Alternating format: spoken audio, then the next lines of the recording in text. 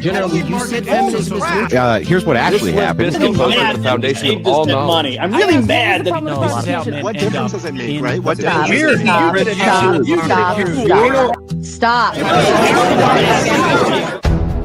the deregulation of the industry is obviously going to cause more of that industry. To lubricate the trust connection between people until they have enough. Yet we could still look at biological reality in determining who's a female, even if there are.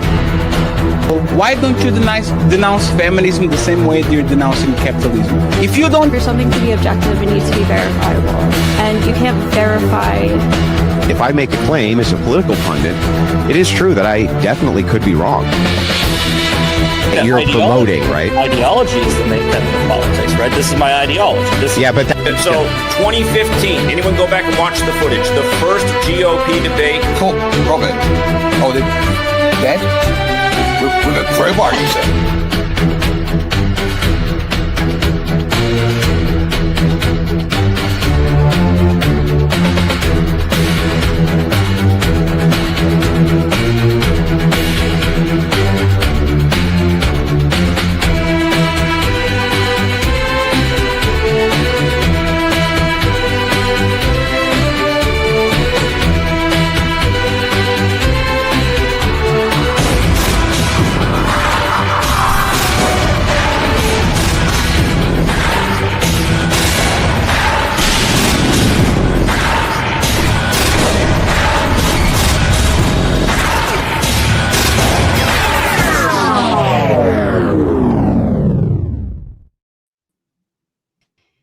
And good evening, ladies and gentlemen. Welcome back. I am Sarah, the Raging Tomato, bringing to you live another Moderator Monday. We had some camera issues. We still have camera issues. Don't have any idea who that is, but it's okay. We're all good, and we're going to press forward on your behalf. Tonight, we will be debating Trump's mass pardons of January 6 defendants ended political persecution. With me this evening, I have Fabian Liberty, Jason Lucas, and Bones of Doom. Fabian, if you'd like to begin with your opening statement, please. Yeah, thanks for having me. I'm filling in for Tyler, but this should be fun. I appreciate you guys, and I'll be streaming again soon, doing a little bit different stuff with my content, but you'll see me soon, I guess. You can check me out on Fabian Liberty. Anyways, moving on. On a cold January morning in Boston, Massachusetts in 1774, John Malcolm was about to have a deserved terrible day. For the second time in his life, he was about to be punished by an age-old American tradition, tarring and feathering politicians and taxmen. John Malcolm was a staunch loyalist who supported the illegitimate state of England and their taxes levied upon American colonies, specifically the 3 pence per pound tax known as the Tea Act of 1773. Following an altercation with a shoemaker and his son where John Malcolm yelled at him, he was approached by patriot George Hughes and eventually struck him with his cane. So naturally, and for the second time, he was covered in boiling oil and feathers before being forced into a cart, paraded through the streets of Boston for several hours, forced to drink copious amounts of tea, and threatened with hanging at Liberty Tree. This is the attitude of politicians and taxmen who forgot their place our founding fathers had. Nevertheless, actions like this were seen as distasteful and even called mobocracy by Benjamin Franklin. So years later, when the Constitution was being drafted to create a superior form of government, many, especially anti-federalists, thought it prudent to enshrine in the government the right to peaceable assembly and to address the government their grievances. The First Amendment is an attempt to avoid civil war, chaos, or mobocracy. Protests, especially those that often turn violent, are as American as apple pie. The Shea Rebellion, the Whiskey Rebellion, Vietnam, anti-Vietnam War protests, civil rights, Stonewall, even BLM protests that caused potentially billions in damages, and of course, January 6th. There's an important sociological phenomenon to protests. On the left, they will often describe BLM or civil rights protests as cries for justice or the voice of the oppressed. And this is partly true, but when conservative protests against Gretchen Whitmer's tyrannical despotism and oppression during lockdowns, or against a federal government that is ignoring obvious electioneering and perceived fraudulent elections, they're labeled terrorists and sent to prison for a quarter of a century. This is where the January 6 collaborators were subject to political persecution. Maybe, like me, you think it's morally right to tar and feather politicians. And if so, there is no debate here. All the pardons are morally good, but maybe you're more like Benjamin Franklin and think those acts of mobocracy should be curtailed and these protesters deserve punishment. If you're in the latter camp, it's important to understand the function of protests. It's not magically terrorism because it's right wing. Just as with the left, it is a function of democracy, a form of government where half of the nation are losers in every election and where most of us are oppressed by the state. Protest is a legitimate form of addresses of our grievances, but is often not peaceable assembly. So, by our Constitution, ought not we punish those who become violent in their protests? Was that a cue? Oh, sorry, I'll continue. I thought you were like giving me a hand signal. Sorry. No, that is the real question as to whether the punishment of protesters, sorry, let me find my spot. My apologies. That is the real question as to whether the punishment of protesters, especially organizers, deserve decades in prison. The answer to that question is one of the social contract. While I am a firm believer in abusing all politicians, the Benjamin Franklins among you disagree.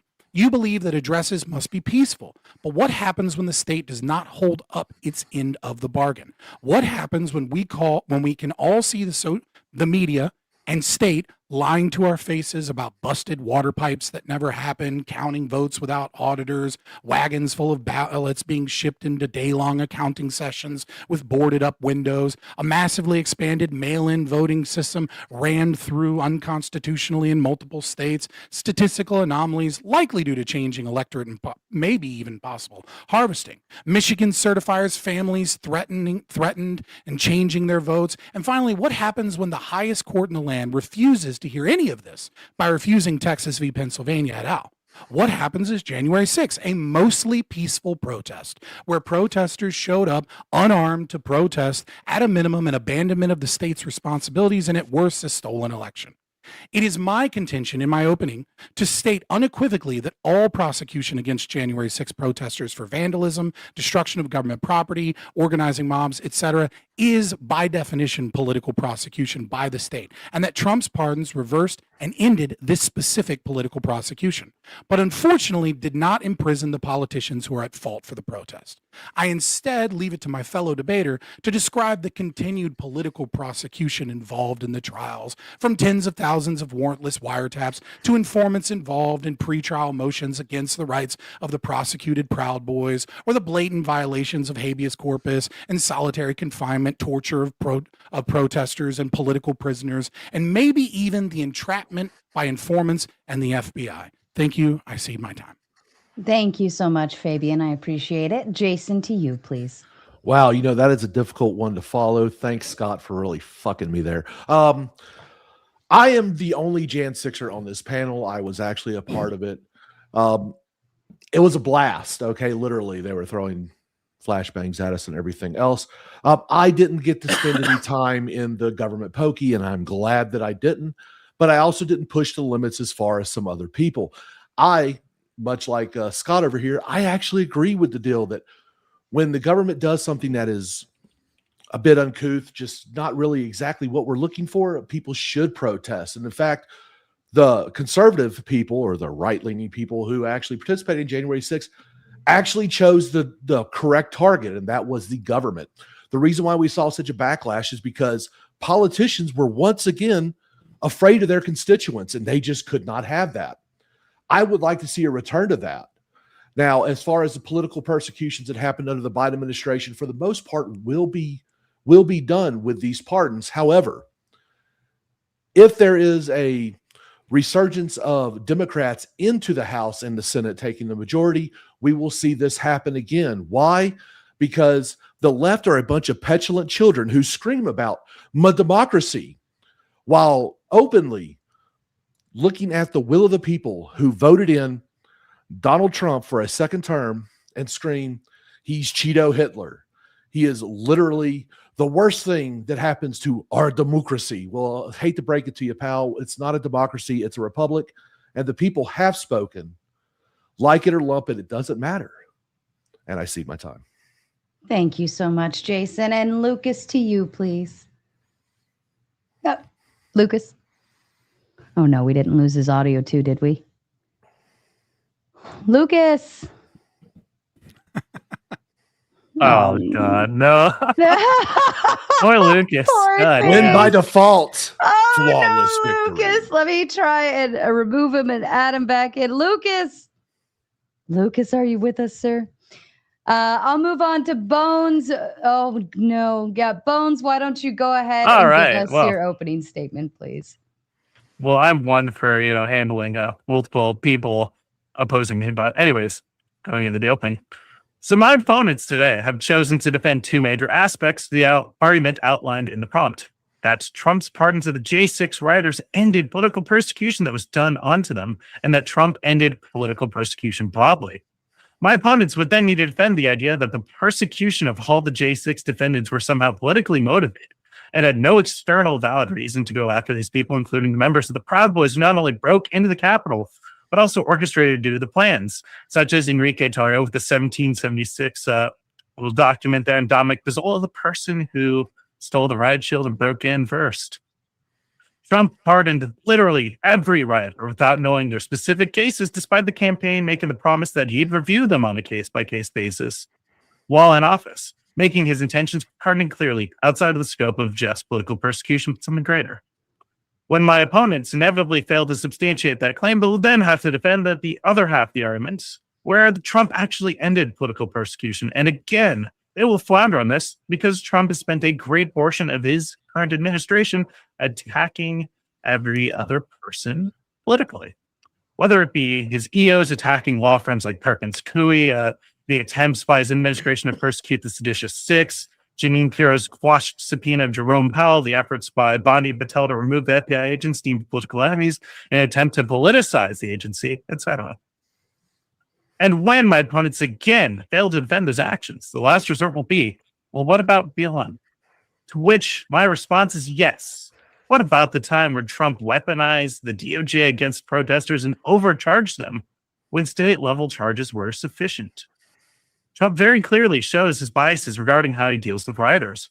He will overcharge and throw the entire DOJ at protesters who ostensibly are against him and his policies, but show deference to his diehards, like Jason over here. But even though he didn't get, but it's very obvious that Trump isn't interested in ending political persecution and is more interested in a retributive campaign to actually ramp up political persecution against his political enemies. Once we reach the open discussion, it will be up to my opponents to convince anyone who's also not captured by the Trump administration that his pardons of the J6ers and the subsequent actions he has taken since then constitute the end of political persecutions. Perfect. Well, there's only one person here, right? But can I ask a clarifying question on the prompt? Yes. Because Bones of Doom, it seems that your contention maybe is a misunderstanding of the prompt. It wasn't explained to me because I came in halfway. But am I to believe that you're assuming that we have to defend the position that Trump is the God King Emperor from 40K casting a massive psyker spell and or a demigod wizard, that when he signed into effect the pardons, a magical thing occurred in the universe from his extreme cock power, that all political prosecutions throughout history and perpetuity would be ended until, the great hero would rise again and slay the coming demon king?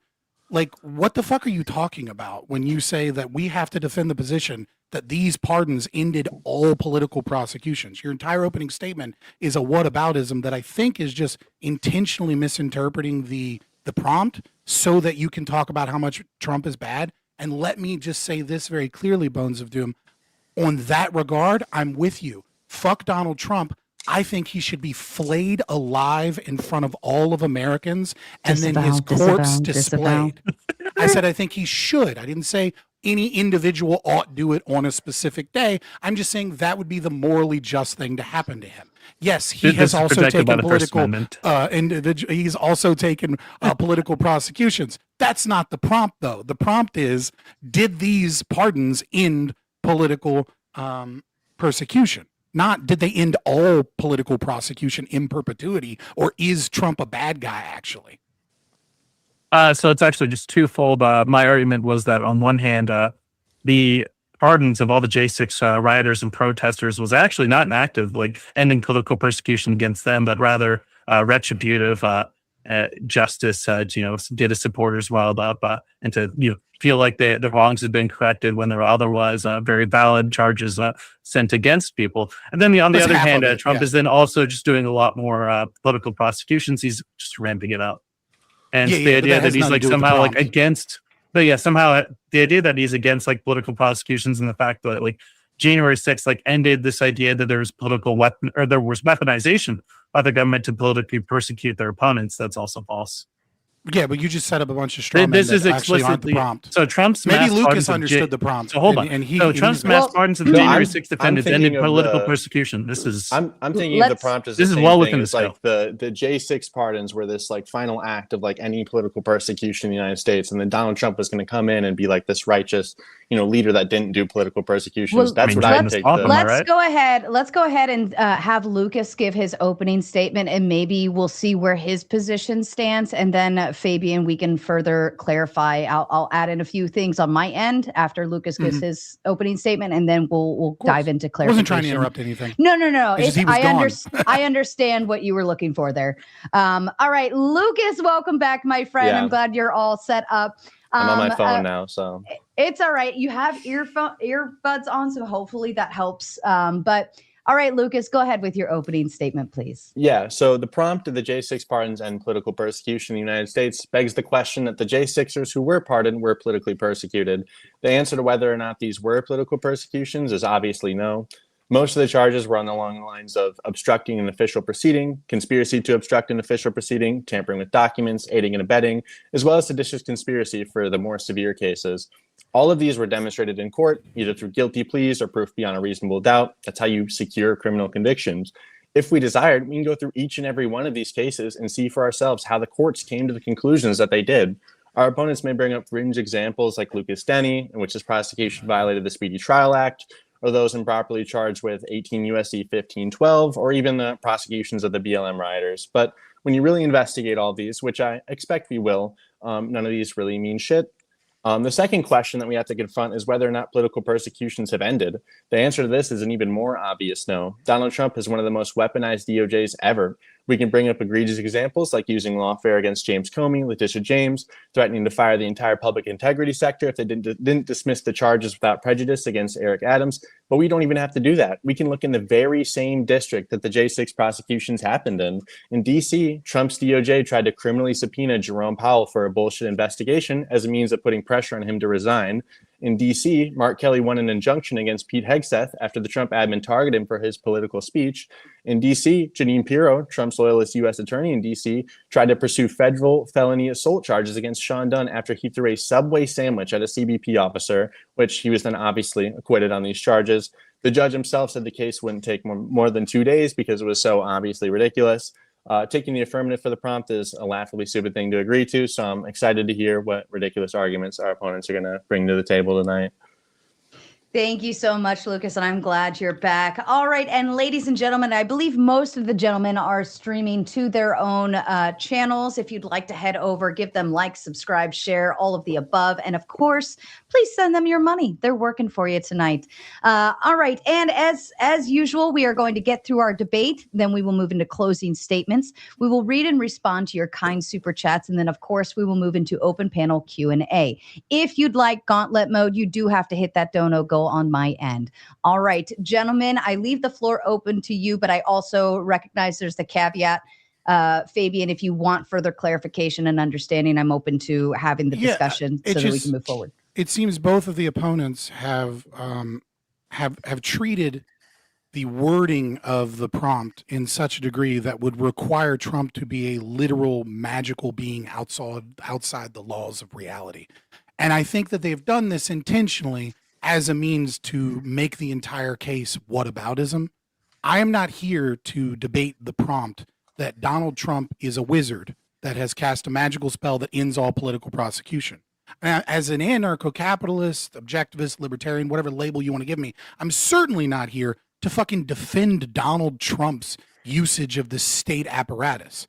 I'm here to argue the prompt as I was brought in, right? Which is whether or not these pardons ended political prosecution. If you want to interpret it so liberally that I am to defend the position that these specific pardons have a magic effect that end all political prosecution in perpetuity, or imply some other thing that people are thinking with this prompt, then I'm just like at a certain point, I just realize that you're not here to have a serious discussion. Yeah, so no, it would just be idea that of Donald Trump ending political persecution with the pardons isn't some like wizardry magical thing that you claim it to be. If Donald Trump pardoned all these J6ers, like these 1,500 people who we felt were politically persecuted, and then did the other things that he does, like firing certain people in the government, I don't think this is a very magical thing. And I think if you were a Trump supporter, you could say that this like ended political persecution in the United States. I don't think it's an outrageous thing at all. Okay, so you're saying it did so temporarily, right? So you're adding in this idea of like you're interpreting the prompt to mean that it ended it at least, which is a bunch of stuff not contained in the prompt, by the way, which is insofar as the Trump administration is reigning, political persecution is over until some other person gets power, like a governor exists, or we live in a federal government, or someone else gets elected, or all these other caveats. I think it's just a silly interpretation of the prompt so that you can talk about Trump's political persecution or the things that the Trump administration has done that are bad and have a whataboutism argument instead of talking about the specifics of the prompt, which is, were the January 6th protesters that were pardoned, were any of them, right? Because it need only be one.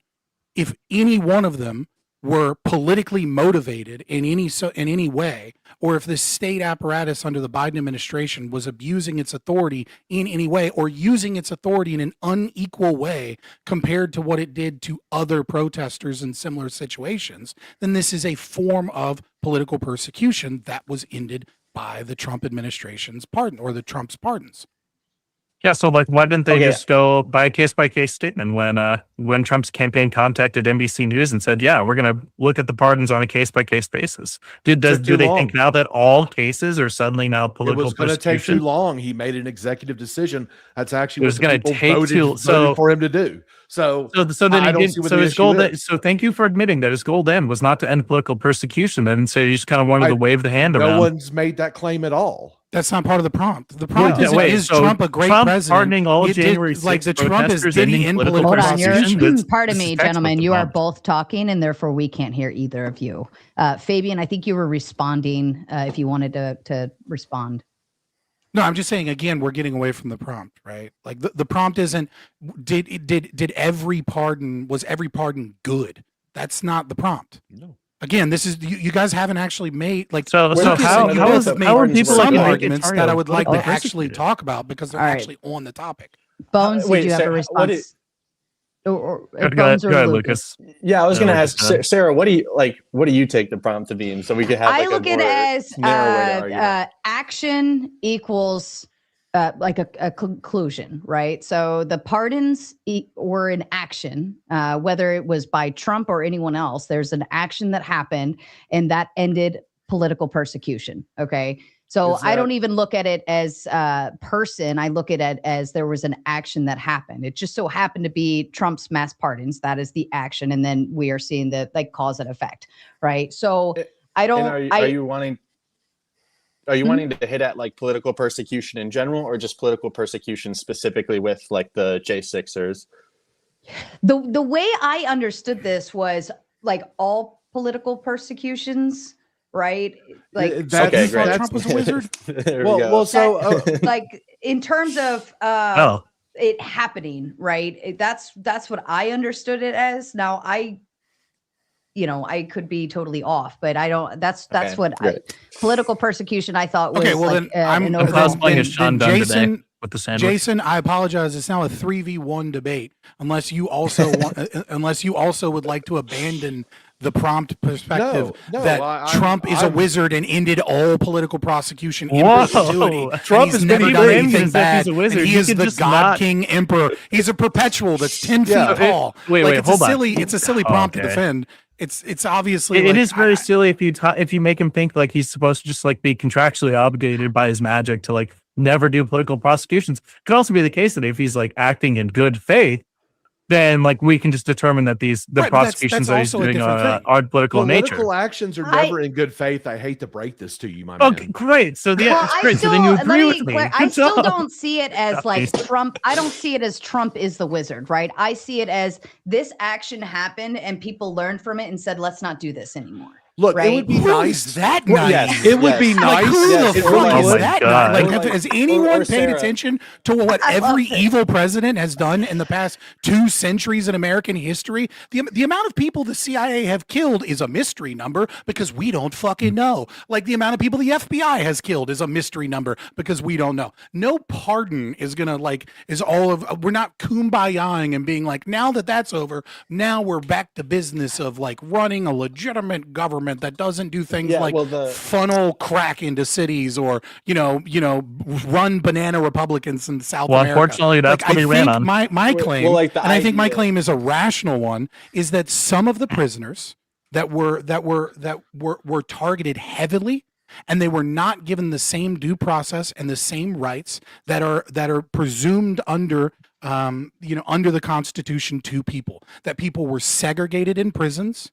That there were informants in Enrique Tarrio's case that were available and still feeding information to the FBI during pretrial, which is an obvious violation of his rights. That people were put into that people that were very, very mild in terms of the violence that they committed were in prison awaiting trial for an incredibly long amount of time, which isn't to say random black kids that are picked up on the street in fucking New York City aren't sitting in Rikers for 8 months either, right? I'm not saying it's particularly special, but it is egregious and unconstitutional. And it was done on purpose because the media's full attention was on these cases. They could have sped these up if they wanted to. They didn't. They wanted people to sit in jail, right? It's not like some random case on a docket somewhere. Like these are politically charged cases that are be talking about constantly. And that these things, in my opinion, if you disagree with me, I totally understand. We can have a debate about that. Constitute a form of political persecution where the state is heavy-handed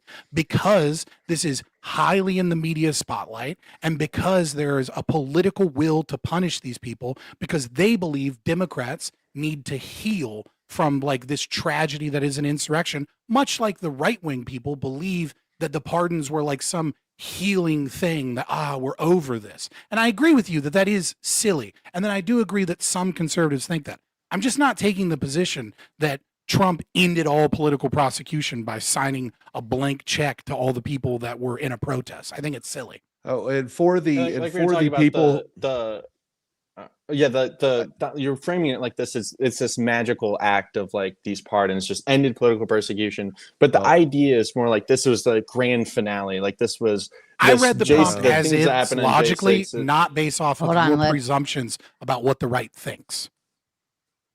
I'm not concerned about what the right thinks. I'm just talking about how the prompt reads.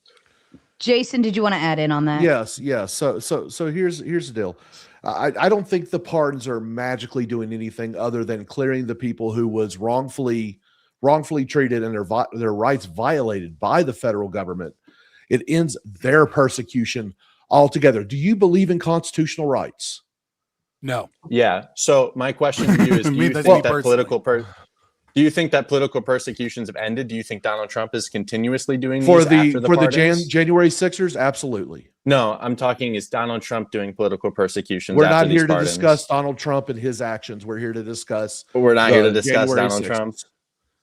Look, okay. If you want to talk about a trial, hold on. This feels like another show trial, much like the January 6th show trial. I don't view this as like everything that Trump has done is good, bad, this, that, or another. Again, I only view it as that one action. That it's just the pardons of the January 6ers, right? That is the action. It just so happened to be that Trump did that. We've seen other presidents do that, whatever. But I wouldn't sit here and say that we would go down all of the rabbit hole of every good or bad thing Trump's ever done. I wouldn't say that that would even be on the table. Yeah, that one I can. I'm not trying to get into. I'm not trying to get into like the. I'm not trying to get into the good or bad. I'm just trying to discuss whether or not Donald Trump is still continuously doing political persecution after these pardons. At this point, it doesn't matter because it's not part of the prompt as far as I'm seeing it. What I am looking at is the fact. Sarah hold on, stop, please stop. Let me talk. I've let you talk. Okay. Okay. Sure. It's very simple. The prompt was, with the parting of the January 6ers, has the political persecutions ended? For them, yes. Does that end all of it? Absolutely not. However, we're talking about January 6ers whose rights were violated. Do you believe in constitutional rights? I do believe in constitutional rights. Okay. So since their rights are violated, you should actually agree with those pardons because their rights were violated by the state. Let's actually get into whether Enrique Tarrio's rights were violated. I mention Enrique Tarrio? What did Judge? No, Fabian did. What did Kelly find with regards to like rights violations against Tarrio? Why do I care about someone else's opinions about whether or not a rights violation occurs? You're the one who levied this. My argument is this, right? Of the many examples that I gave, specifically, I said that there were FBI informants while pretrial was still going on, and that is a violation of his rights. That's it. Yeah, but did Judge Kelly Kelly I don't care. I don't care what another person's opinion on it is in your opinion. The judge presiding over the case. Hold on, let's go. Let's just go one at a time. I don't give a fuck about the judge presiding over the case's opinion. Just like I don't give a fuck about a ton of judges that have made retarded shit. I don't care at all. I've disagreed with Supreme Court rulings constantly. That doesn't mean that I am automatically wrong because Clarence. Do you think that if Clarence Thomas disagrees with you on something, that means you're automatically wrong? Or do you think maybe judges can be wrong in their opinions or wrong in their assessments? These are two. And I'm actually looking at the details of what occurred and whether or not I believe that, or whether or not the audience believes that to be political persecution. So my apologies. Are you saying that it's of your opinion that there were rights violations against Enrique Tarrio, and that there were rights violations against Enrique Tarrio? So those are two different questions. Yes. Okay. It is my opinion. It is my opinion. Well, specifically, that I believe it is a violation of his rights to not inform him that there are people that he is having family communications with, friend communications with, etc., that are still actively investigating in pretrial. They are gathering information, which means that but there's no evidence that the prosecutors intruded on private or privileged communications between Enrique Tarrio and his lawyers. Yeah, I find that to be laughable because I feel like you're saying it's almost contradictory, right? Which is to say, where's the evidence that there are privileged communications that were tapped into by the prosecution, or that there's evidence that the defense had that was protected? I can't hear you. Access to. I'm pointing out. You said, "Where's the evidence?" I'm explaining the contradiction, or at least the contrary, not per se a contradiction.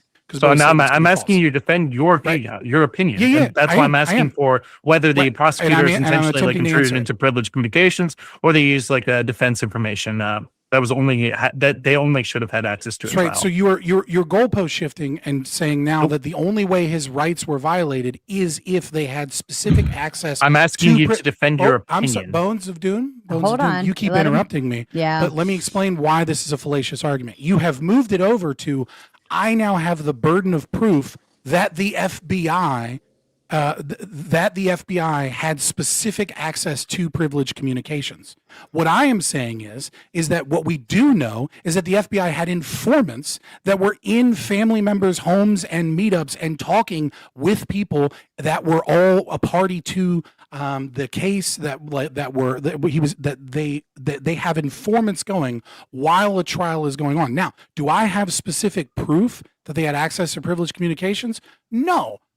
So you don't have evidence that there were any rights? Give me a big budget, right? We can go through all of the documents that the FBI has. We can do a proper investigation to see what communications they do or they don't have. What I do know is that they are doing something that if it was any other normal ass case that wasn't a massive amount of political pressure on, if you find some kid somewhere, right, that was accused of robbing a liquor store, right? And then all of a sudden you found out while trial was going on that the police were at their grandmother's house gaining information from them as an informant. Any judge in the fucking world would be like, nope, we need to reset this. I need to investigate this. This trial is fucking over. You would almost certainly get a mistrial with prejudice. All right. Yeah, now I need to ask, what's the rights violation specifically? Are we talking about constitutional or human rights? Constitutional. Right. So I'm not a lawyer, right? Like I'm not gonna so you say don't that have it's anything? enshrined in a specific like which article, which I guess you could say that it's the right to a fair trial, right? You could say that by having someone that is potentially able to gain information, potentially gain information about your defense, that this would be a right to a fair trial because you may be working on strategies that your grandma or your friends are aware of. And then because they have that information, they have a leg up on you in the trial so that they can then counteract or file motions or find ways to try and circumnavigate your ability to have a strong legal defense, which I would presume constitutionally is like kind of a big deal, right? So there's so a you lot don't- of you don't argument actually between the know. federal. You don't actually know. I mean, I just gave or- you an example of why I would believe that was a No, constitutional you said you rights think violation. it to be. You said you think it would be this thing. It gives you the vibes that this would be a constitutional violation. But I don't even think you're trying to make a constitutional argument. Are you making more of a human rights argument?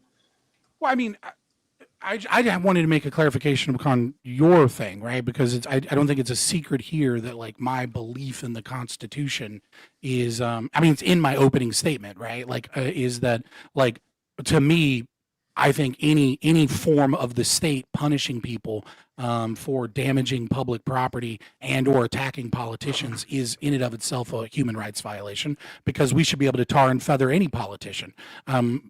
That's just they are aggressors in the very nature of their existence. But I understand that normal people, right, have bought into this silly contradiction that is the state, and they try and stop the abuses of the state by believing in this piece of paper that is the Constitution and legal precedents, et cetera, that gives them some constitutional rights.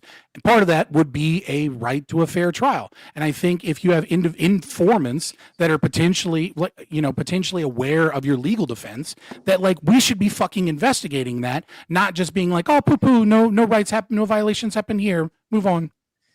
Okay, so I guess like what's the problem with any of this if we're operating under the assumption of the legal system being an authority for whether or not something is like a constitutional rights violation or not? Do you think that like any of these people were improperly charged, like the obstruction charges or the conspiracy to obstruct charges? Do you think any of those were like invalid?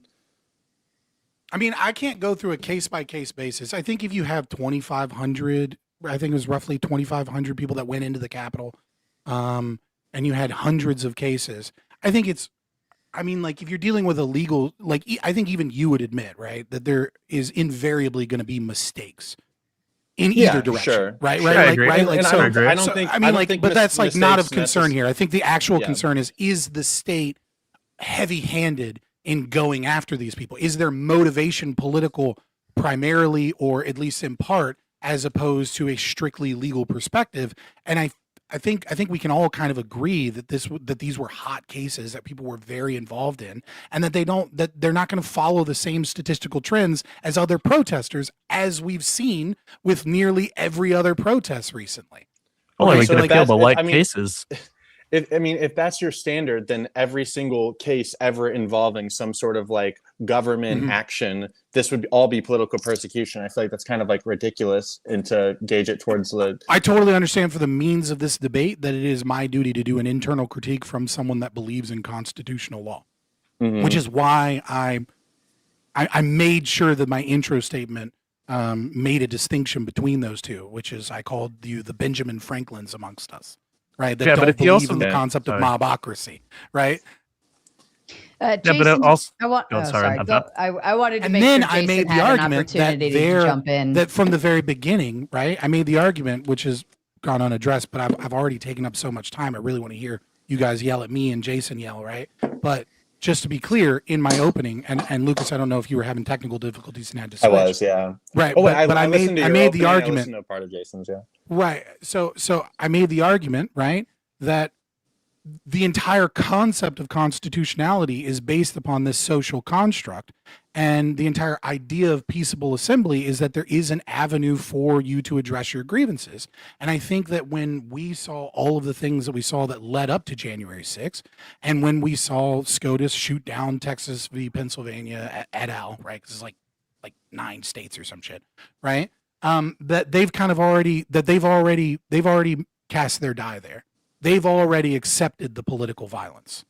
Yes. And like, I understand you're like an anarchist, so this is probably fine in your worldview. But like, if we never have punishments for people who commit crimes when they're at protests or when they do riots, then you just incentivize the people to riot and do that whenever. You incentivize people to harm politicians. You incentivize people to hurt government property. But like I said, I know two things. I would love more government property destruction. That would be great. I understand. I agree with it morally. Second, I condemn. Second, I said government property, right? Government property, public property. It's a contradiction. It's evil, and you burn it. I don't care.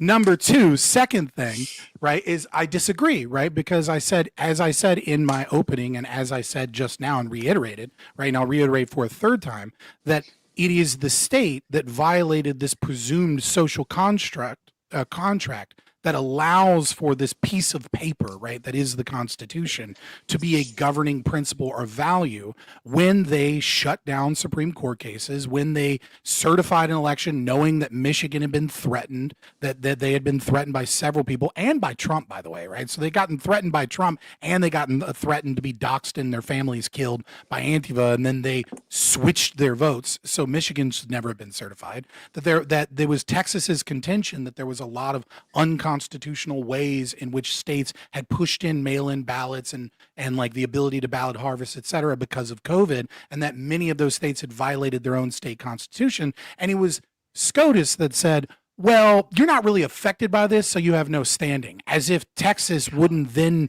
be affected by the existence of the federal fucking government. So I feel like it was the state that violated that social contract. And so I think if there was extreme amounts of violence on January 6th, it would still be political prosecution to charge a single person, no matter what they did, to law enforcement or to any politician. Okay, so your claim is that this... All right, we can have him get in. Texas v. Pennsylvania, the fact that the SCOTUS was too cowardly and spineless to actually address it actually showed that they endorsed any kind of violence that happens against a state, because all they were doing was protecting the status quo. They actually didn't want to listen to the arguments. They did not do their job. So when you look at it from that lens, it makes more sense. I'm not the extreme anarchist. I'm not the ANCAP that Scott is by any means, but I understand his worldview, and I do share some of it. I'm a little bit more of a statist than he is. Well, the fact that I'm a Benjamin Franklin, we'll yeah, say, yeah, right? yeah. I was trying to be nice here when I said it that way. You're saying the state violated the social contract of the Constitution when they tried to go use illegal means to stop Donald Trump from getting elected as president. Is that so? First of all, the government has no right. I'm asking to Fabian. Stop anyone from becoming president. To clarify very, very specifically, when I would say that the First Amendment, that the concept of peaceable assembly, right, and the right to, the 5 elements of the First Amendment, right, that the idea that we are going to peacefully protest and not use violence as we did in our nation's founding, is that you are going to actually, that we have a right to address our grievances, and that you're going to do something, they're going to be heard. And what we had instead address grievances just means suing the government. That's how that's been interpreted. It means suing the government. It also means like a certain. It doesn't mean going and killing politicians. A petition that which politician was killed? What? Right. Well, unfortunately, they attempted to kill Pence. They were to hang Mike Pence. What I'm saying here is that you should know you were there. This case should have been heard, absolutely, and I know that because in February, was it February 4th? All of the media apparatus came out and bragged about how they bent the rules to the extreme degree to make sure that Donald Trump didn't win the election. It was what was the case? I have it in my notes here somewhere. Okay, yeah, I guess let's just go by. Like they literally bragged about it less than a month later. They wrote an article. Was it here it is. I apologize. I'm already taking too much time, but you know which one I'm talking about. So do you think the 2020 election was stolen from Donald Trump then? I don't know. I know that there was obviously electioneering. I know that there was statistical anomalies. I know that there were things that were lied about. I'm sure there's some level of fraud, but there's always fraud in every election. It's whether or not that fraud is actually meaningful, and it's hard to gauge it. Right. So, but what I would say is that there was certainly more electioneering and it certainly wasn't quote unquote the safest, most secure election in our history, which was right. It took it like there was a lot of problems with it. Okay, and so I if think you- that if when they you- just jammed it through, despite being a shit show of an election, which is kind of super important, right, to determine the leader of the free world, that led to the events of January 6th, and rightfully so. Well, I think if you don't even know whether or not the election was stolen or not, I don't know how that can justify a violent, like a attempt at a violent overthrow of the government. That's like ridiculous, Dude. They took over. They took over City of Block in Minnesota because they believed that a black man was killed by a police unlawfully. That didn't Okay, you can happen? do a lot. No, he died of a fucking fentanyl overdose. Well, yeah, can you prove that? it's Can this you shit prove again. that? Yeah, what's the evidence of that? The actual autopsy. Wait, the autopsy that said that he both died by autopsies that- asphyxiation? Well, to be clear, I'm not. I don't care about this. Yeah, I don't care about That's this. fine. Whataboutism, right? We don't have to deep Yeah, To be that's fair, fine, that's to be fine. fair, the original report by that medical examiner was that he had not died of asphyxiation, and then he later changed the report to Where? reflect that. I don't know if that's political pressure, or if maybe the guy's just like kind of a dumbass or Yeah, whatever. what's the evidence It's for that? also hard to know. It's also hard to know. One of the problems Nothing, I would yeah. say is when you look at things like fentanyl, right? Like Derek Chauvin, sorry, not Derek Chauvin, George Floyd, obviously a horrific piece of shit as a human being, right? Like I don't think Yeah, anyone obviously. thinks he wasn't like Sure. like he was a good guy, right? He robbed people, he counterfeited, he was a drug addict, he, you know what I mean? Like he threatened pregnant women, like he was a piece of shit, right? Doesn't mean But he should be killed by the the police piece of shit officer. that he was, Yeah, I think to right? short circuit, It's hard to know. It's hard to know what the actual micrograms of fentanyl overdose is, because it's hard to know how much fent this dude was taking, right? You know what I mean? Okay, Like sure, he might have sure, had a but the- tolerance. And also the fact that short he circuit this whole the thing, head build like the that. BLM protesting is like a counter to like the January 6th protest stuff. But if we actually look at like the BLM protests, I condemn the violent BLM protests. I do. You're not going to find me or Bone saying that this was a good thing. And also, I condemn there was only the public property destruction. Anything that you did, like firebombing the police stations, I'm totally for. Okay. But there was even a report that the BLM protesters were charged with a heavy hand in order to de-incentivize violence. So you lose there when it comes to BLM. These people Are you didn't get kidding off me? easy. This was federal prosecutions I by the am Trump curious. DOJ. I am curious, right? I'm not intimately aware of all the prosecutions of BLM activists and organizers, but did anyone get a quarter of a century prison think so, sentence? no. The answer is no. The answer Did is anyone no. get a? Did anyone get 10-year prison sentence? The answer is no. I'm not sure. Yeah, Did anyone get a 5-year prison sentence? two. I'm also I not believe. sure. I'm sure there probably was some 5-year sentences in there, or I maybe believe there 10. was two. But Yeah, but there's this is also a also strong to the difference- Trump there's also a DOJ difference in anyways. there's also a difference in crimes here, right? One of Mhm. these is going to DC and trying to subvert the results of the 2020 election. Wait, and the other wait. is like just normal Was riots. that a right? specific? Was that Is like, DC some holy ground or something? Yes, that's our How? capital. That's How our is it? capital. So- Obviously, we so have is this higher a religious standard for argument? legal I procedure guess it there. is. No. It's Trump is he's- God King Emperor, this is and he not is in fair. charge Well, of the obviously we have a sacred higher religious standard. people's house. Obviously, They- we have a higher standard. For literally not attacking the religious in the Capitol word. building. I'm not Yeah, saying I mean- it's actually religious. I'm saying colloquially, but No, there's I obviously actually- a different standard for attacking the capital of the United States. Well, I think I agree with you, and I think you also agree with me by virtue of your belief in the sacredity of certain governmental institutions. Because I think that plays a part into why these were political persecutions. They were not charged just because they protested and did some government property damage, right? They were charged because they interrupted a meeting for that continued a few hours later. Yeah. Right, and Well, so which and it's entails different crimes. it's only relevant. Well, we that can they get into the ought be charges charged a and the quarter of a differences. century, right? Because it is this sacred place, and I think if you Oh, view no, that not at as all. a sacred It wasn't thing, for the then person. it really Hold goes on. to show that Okay. this was indeed a political persecution. That there is a So- belief so that you hold- have done the verboten, you have done the Hold there. evil, and attacked the sacred place, and thus you must be punished, not for the logical crimes that you committed, not for the damage that you did, but for interrupting our sacred state building that is our political apparatus of the will of the people.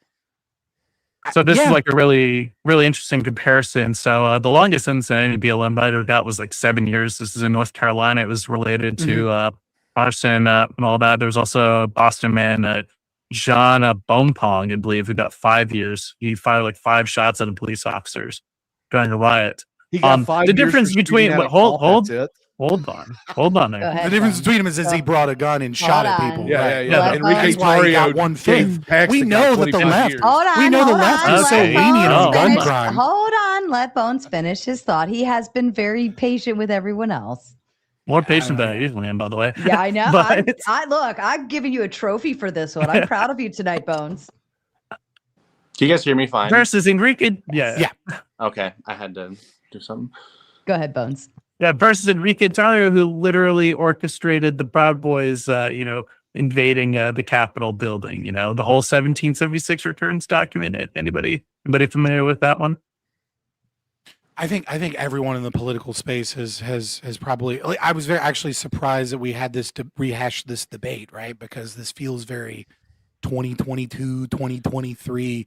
Yeah. It's like I feel like we've all seen someone in some clip, with Rob Noor gets owned because of the 1776, document, right? Like we've all seen that, right? But the question is what's more important, words or actual actions of violence? Actions, absolutely. Which is why Enrique So- Tarrio was so the one do you think- orchestrating it, I'm which just is why curious. people like Dominic I'm curious, Pizzola, do which you is why think people that like the Ethan BLM Nordine, protester- Zachary Rowe, Joseph Biggs, like all those people, the people part of the Ministry of Defense, of self-defense. So what did they do? What were the actual the Proud actions? Boys. What were the So- actual actions? So do you want me to read off the counts that No, not Enrique the Tarrio counts, got? the actions. Okay. You said What did actions they matter do? more So- than words. What are the actions? So specifically with Dominic Pizzola, he stole a riot shield from a Capitol police officer. He was the first person to breach the building. Enrique Tarrio was the one who was orchestrating the entire attack. You can find it in the 1776 returns document. He was the one who wrote that. Ethan Nordine was one of the co-conspirators. He was one of the people who organized the mob at the Capitol. And then Zachary Rowe and Joseph Biggs were part of the Ministry of Self-Defense, which were also involved in the orchestration of the attack. Now, Right, so notably, these are orchestration Pizzola- plans. What are the actions? notably, so hold far, I on, have notably one action, Pizzola. stealing a riot shield. Did you want to finish So- your thought, Bones? They were so I mentioned them as co-conspirators, but notably Dominic Pizzola, he was not one of the people convicted of seditious conspiracy. That was the only charge that he was acquitted on related to that. But I did actually So what list are the a bunch of actions? actions. So the actions are one person So, stole a riot shield and orchestrating the breached riot, the building. orchestrating the riot on the part of the Proud Boys. That's not an action. Is that not an action to you? I think it depends on. I mean, no, it's technically speaking, but like that's fair. That's fair. I'm being too pedantic Wait, here. Right? wait. Are we So talking the about the guy that orchestration. stole the riot shield?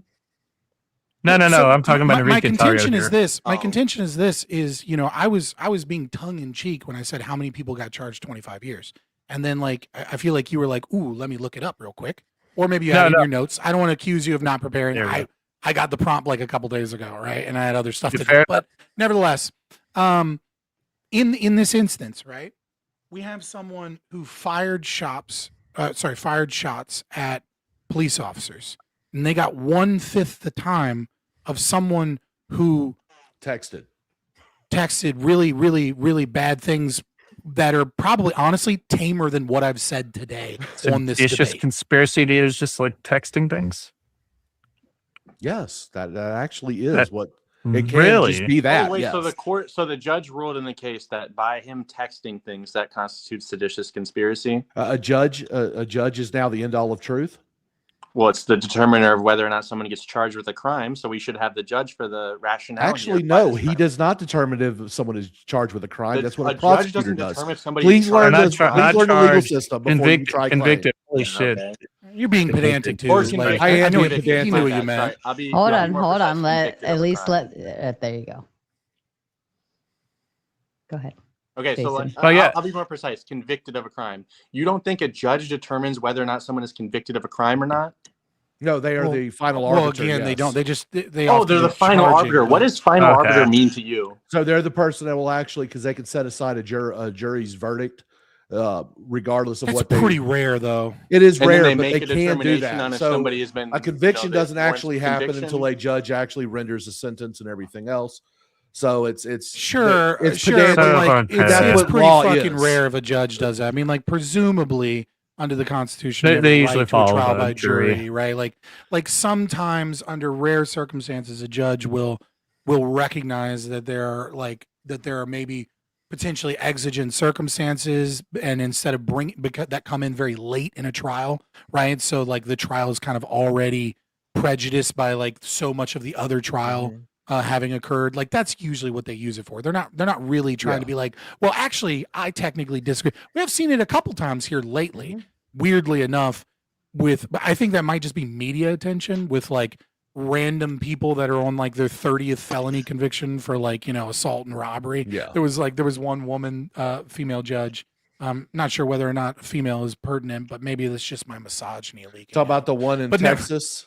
Yeah, where she was just like, actually didn't do nothing. And there was another one with like the Somalian fraud scam, but like it's pretty rare, right? Yeah. So to kind of like circle back to this, to answer Sparky over here, this is a U.S. Code 18, USC Section 23(4). If two or more persons in any state or territory at any place subject to the jurisdiction of the United States conspire to overthrow, put down, or destroy the force of the government of the United States, and then I'm going to kind of skip a little bit right here to, or by force to prevent, hinder, or delay the execution of any law of the United States, the laws being, the election laws in this case.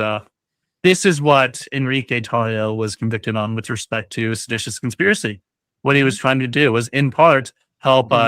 You can charge almost every politician in DC with the exact same thing through their political processes. Because that's the contention here, is that they were politically prosecuted. Yeah, right? That they were treated in a way that we don't normally treat people. But this would go on both sides of the aisle, right? There was that young man that was trying to barge in. There was literally just that young man in Tennessee that was trying to barge into the redistricting, right? And he's a politician, and he had to be stopped by the sergeant at arms, and like he got there for a photo op to make sure he mean mugged him, right? Even though he's not supposed to be there, he wanted to make sure that the media could get a good photograph of him standing up against white supremacy as he attempted to charge into a place. Like he was attempting to do what January 6 protesters did, right? He was attempting to stop a legitimate by statist's opinion, right? A legitimate process of the state. And so like if Enrico Tarrio is going to get 25 years, why not him get 25 years? He's attempting to barge in to an official meeting where they're redistricting, like any other and he has the right of doing it.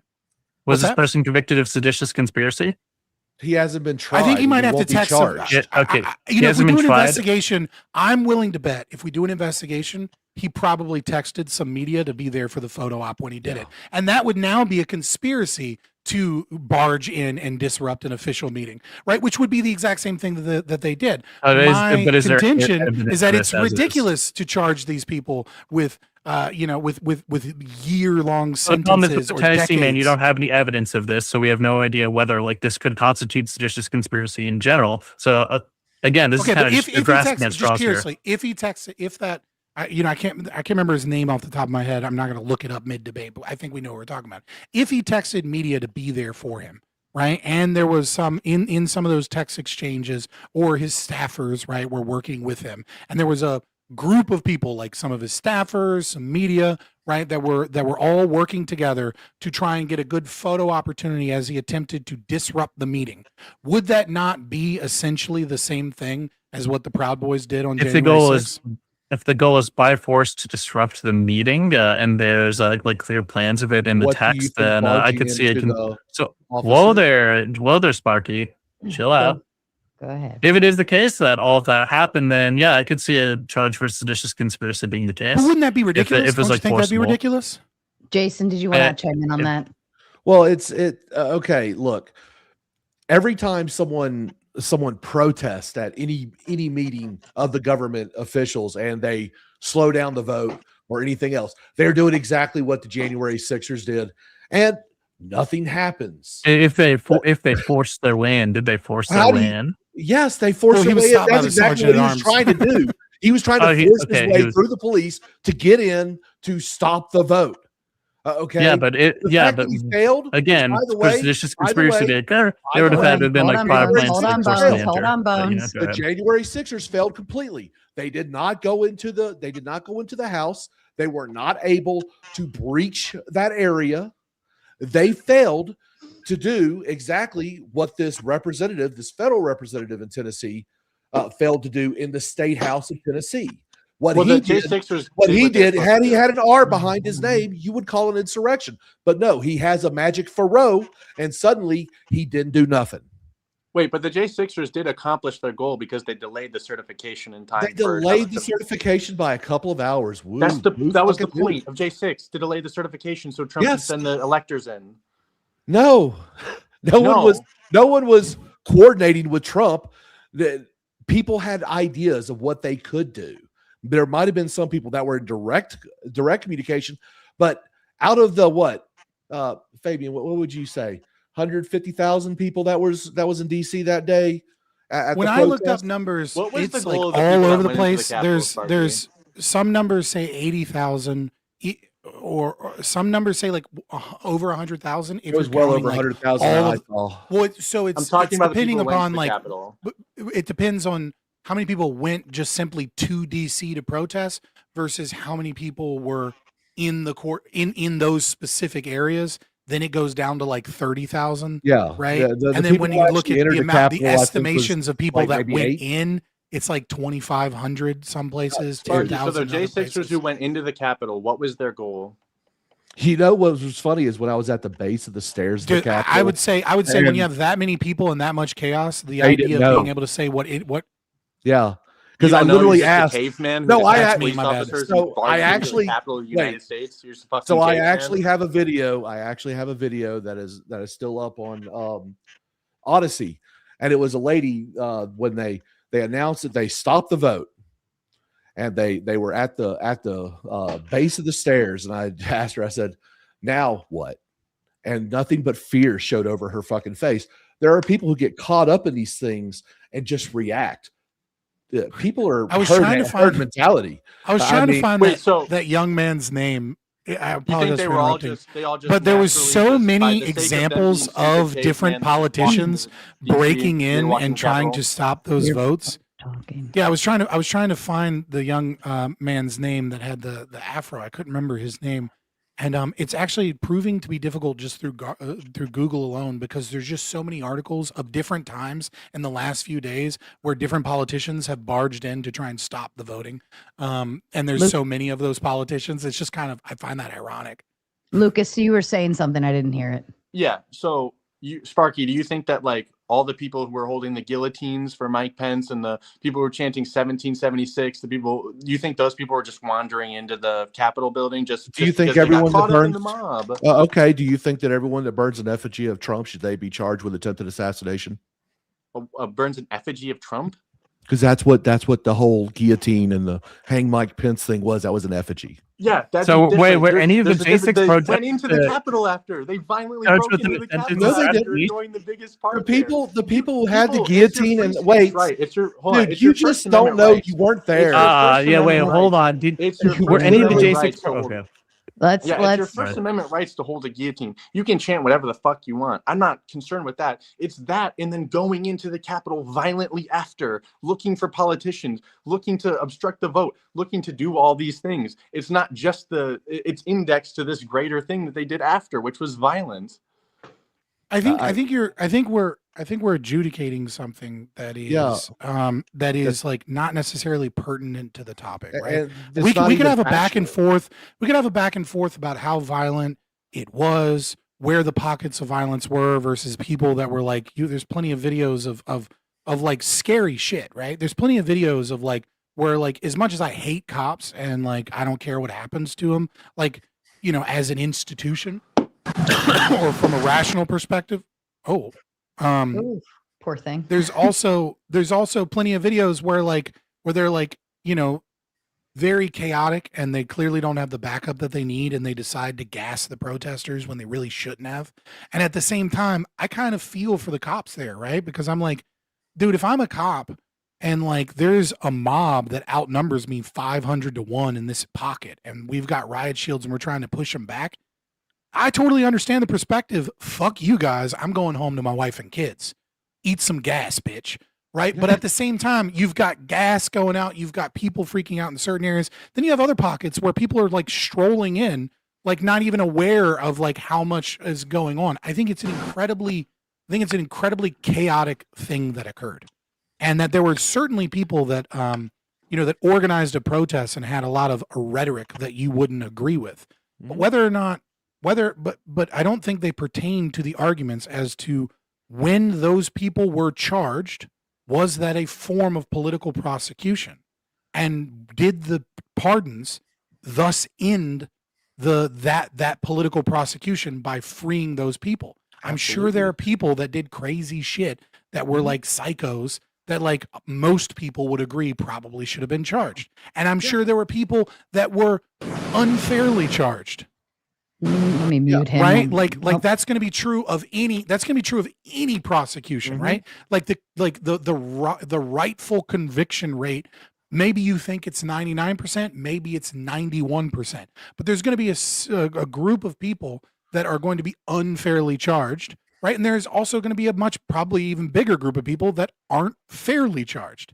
And my contention is I don't want to adjudicate the whataboutism, but I do think to a certain degree it is important when you have BLM protesters throwing Molotov cocktails at police stations and like there's not this massive FBI apparatus that is weaponized to go through every cell phone footage, every piece of cell phone footage, and also tens of thousands of wiretaps that many of which they didn't get warrants for, and then try to do everything they can to find every grandma so that they can bring them in, versus very little effort put towards people that actually threw explosive weapons at police buildings, right? Like it's very clear that one was politically motivated and that there was a desire to get these people so that the nation could heal in some capacity, whatever, if you buy that rhetoric. Or maybe it was just a means of making sure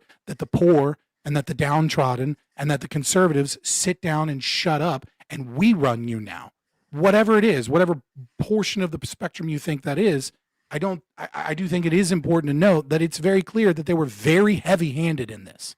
And that many of these things were stretched to their limit to make sure that they gave maximum sentences to a lot of people so they could put names, so that they could have a symbolic impact on the psychology of the American mind that you fucked around and now you're going to find out. Stay in your little cubbyhole and accept whatever the government tells you is true. They're going to put you in your place and you're going to fucking like it.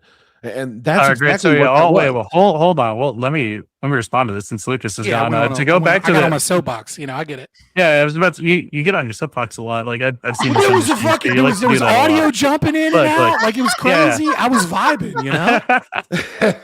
Yeah, no, I get it. It was like an Alex Jones episode. Like there's just background music. They're coming. Like fucking the John Podesta emails and it was vibe. It's a vibe. Go ahead. Yeah. But I feel like to go back to like the example of Justin Pearson, I feel like the big difference between the two is just very obvious when you look at things related to January 6th. The first people going into the Capitol literally broke into the Capitol, stealing riot shields, blah, blah, blah, all that shit. The fucking weapons charges that are accompanied with some of the other defendants as well. But with respect to Justin Pearson's case, all of this was literally just civil disobedience. They weren't using any weapons. They were not like going by force, like breaking into the Capitol to disrupt like official like proceedings in the same way that like say like Dominic Bizzola did. So there's no like evidence of like some widespread conspiracy that are out yet that would constitute sedition in the same way that Enrique Tarrio was engaging in with his Proud Boys members. So like that whole thing, those are completely disanalogous scenarios. And I believe Justin Pearson, he got charged like a first grade A or class A misdemeanor in Tennessee for like disruptive protest or something like that. Oh, did he? It was TCA section 37 or 39-17-306. Is he paying a fine or going to jail? No, because clearly what he did was way less severe than orchestrating an entire conspiracy to break into the Capitol. What was he put in solitary confinement for 6 months? What's the distinctive difference in your opinion? There's a D Oh, behind the his name. distinctive difference being that one is literally just protests that are like disrupted the proceedings in Tennessee versus literally breaking in forcibly into the Capitol and a conspiracy by several people to orchestrate that action. Which is what the Proud Boys leadership. The only thing Yes, you've done they is did. you framed one as like an American political Oh, protest, so are you- and you okay. frame the All other right. as the actions that are occurring.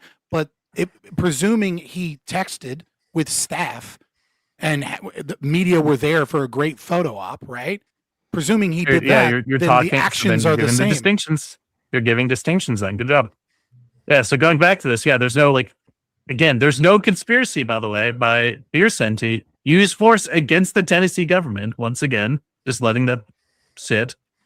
Disruptive protest does not mean sedition either. So the idea that you just disrupt proceedings doesn't automatically raise something to the level of sedition. There has to be a great level of planning to do so, not just text. By the way, encrypted text being one of those things. Again, going back to the 1776 returns document, the Ministry of Self-Defense, So you said all that is whoa there. You were on your finish. soapbox Let for him 5 finish. minutes, baby. Let And so him I'm going to finish. get on my soapbox real quick. Just to piggy. Well, Lucas, hold on. I'm on my soapbox, okay? I have the soapbox and I'm standing firmly on it. Stand on your soapbox, Bones. You're fine. The level of coordination between something like Pearson's case, as far as we know, versus what Enrique Antonio did with what all the Proud Boys did, completely disanalogous there. And I have no. So I keep asking you to answer. I don't know why. I don't know why I have to thing, keep repeating this to you. So because you're only doing once so in again, a framing. the Ministry of Self-Defense, literally a group of Proud Boys people that are organizing themselves together to figure out how best to get into the Capitol and what to look out for. Literally coordinated encrypted messages. The 1776 returning stock, kind of outlining some crude instructions for these people for the day of, and also the fact that people within the Proud Boys literally fucking broke in. Just to make sure, then he Justin texted Pearson his just staff, kind of walked in. So hold on. Let's just assume for the record, right? Let's just assume something. We don't know if this is true or not true, but I just want you on the record for this.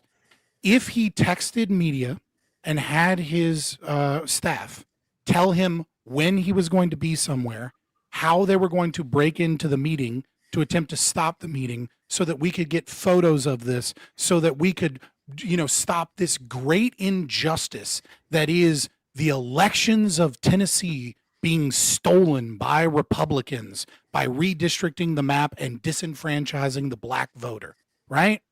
Seems like seems like not a stretch that happens, considering that the media were there. But let's assume just for the sake of argument that it did happen, that he gave a plan, that there was multiple people involved, his staffers and the media, so that they could disrupt the meetings in the hope of bringing media attention and causing a kerfuffle that might actually stop the process of the redistricting that he felt was wrong and a violation of Voting Rights Act and evil. Do you think he deserves 25 years in prison for that? No, but also neither does Enrique Tarrio, because there's 9 other charges that he had that add up to 22 years. I think you kind of forget that part.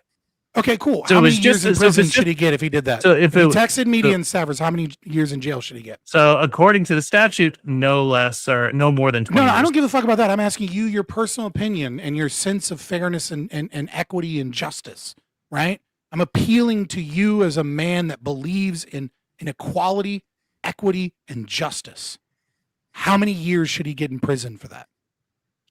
For a Class A misdemeanor in Tennessee, for a Class A misdemeanor in Tennessee, I don't know, but for the specific statute of seditious conspiracy, no more than 20 years, and probably for something like that, if that were a constitute seditious conspiracy, it's way less severe with the circumstances there. So probably if we were to grant all this and say that it was seditious conspiracy, maybe a couple of years. A couple of years. All right, fair enough. All right.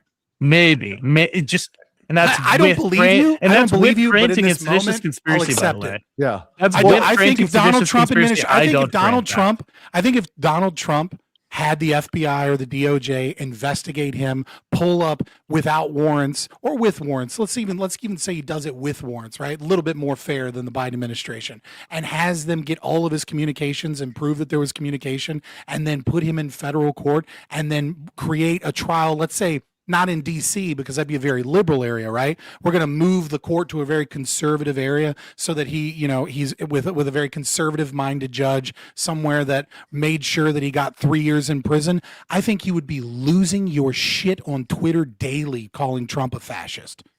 I think you're full of shit right now. But I am glad. If it were the case he did political persecution, then sure, yeah, I would probably be pretty pissed off about it. Like because it would be political persecution. It would be nonsense. But the problem is, I've already made the distinctions. I've already made the distinctions between someone like Pearson and someone like fucking Tario. And you're like, no, you didn't actually make any distinctions. Vibe. Yeah. The distinction is he's on your team. No. So the 1776 returns document, that's a vibe. This Ministry of Self-Defense within the Proud Boys, that's also a vibe. The fact that there were encrypted messages between Ontario and other members, yeah, that's also a vibe. The fact that Dominic Pizzola stole a fucking riot shield and breached the Capitol, that's also a vibe. Yeah, totally. Yeah, all those like very relevant facts, those are all just vibes. Good job. It's almost everything that you described, with the exception of not Enrico Tario, but the other individual taking a riot shield and breaking a window, is literally a vibe.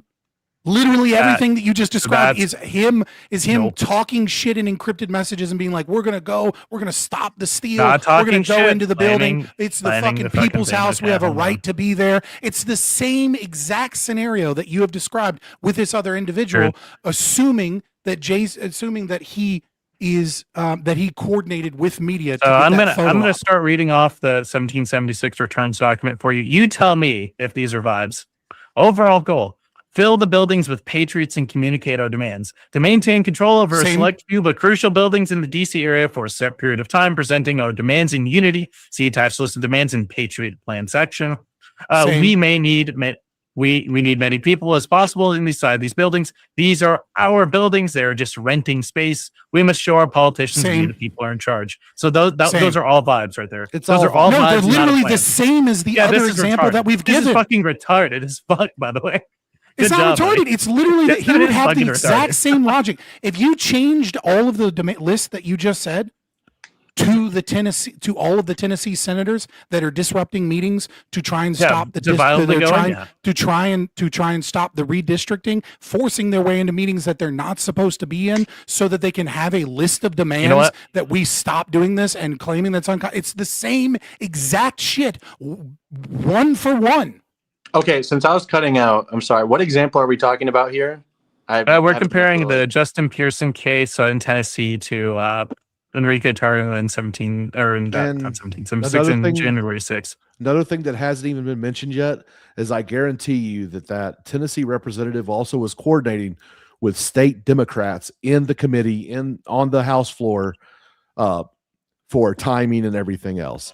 This is just to do a disruptive protest, by the way. Yes. Disruptive protest is not the same thing as armed insurrection. If you disrupt the government, it's not the same thing as but you'll pop off, buddy. If you are planning to disrupt a government action, which is what a majority of people of January 6th was actually charged with, okay.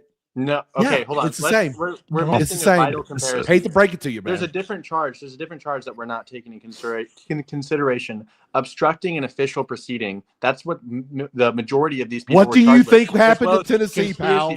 As well as conspiracy to obstruct an official proceeding. What do you think coordinating with other people is, guys? It's the exact same thing. It's the same thing. We're talking about sedition versus just obstruction. Sedition Those are two different things. Obstructing an official proceeding. You think sedition is conspiracy is the same as that? Sedition meaning things to overthrow government type proceedings, and conspiracy meaning coordinating with multiple people.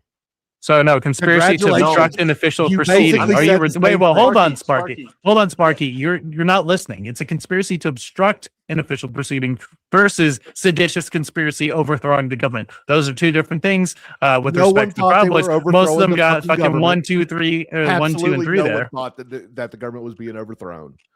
Anyone who no one thought that is either lying or fucking was like, "Yeah, Bill Patriots." Wait. Yeah, The Proud Keepers and the right. Oath Boys were trying to overthrow the government. Do you acknowledge this? No, they weren't. Okay, There I is can no find way. a I don't think literal anyone text admits from that. Enrique Yeah, Tarrio no one admits that. celebrating. All right. Well, I celebrating guess when we they just gotta break keep into reading. the Capitol, 1776 that they're taking back their government. What world That's are you not. living That's in? not. Hold on. I have hold to- on. I have Let's to hold on. ask- Pause, So pause, once pause. again, wait. So hold Let on, me hold on. clear this Fabian. up. So Let me wait, olive no. branches. I gotta clear Let me this up olive for branches Jason. very No, quickly. I gotta. No, hold on. I'll let Okay. you go back in your soapbox for just a second. Again, the overall goal was specifically to break into and maintain control of select buildings within DC. Smarky. Okay. Taking hold that's on. literally taking over the fucking But government. hold on. Let me ask you this. With Okay? force. Wait, hold on. Not just to disrupt the proceeding, but to Hold take it on. over. I got to ask you this, and this is very pertinent. First of all, what year is it? What year is it right now? 2026. Okay, in the year that January 6th happened, what year was that? This was in 2021. So let me ask you this.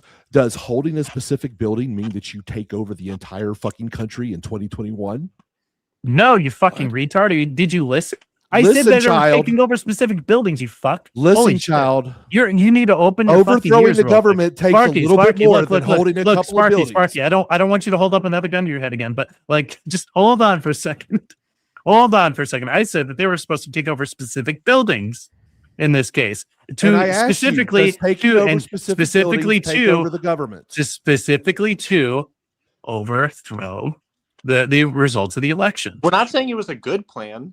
Well, I'm just so asking let me clarify here. Let me just pragmatic to plan. overthrow the government. And I have made the argument. I have made the argument, right, that if it were true that Justin Pearson communicated with media and his team, and especially with other state Democrats,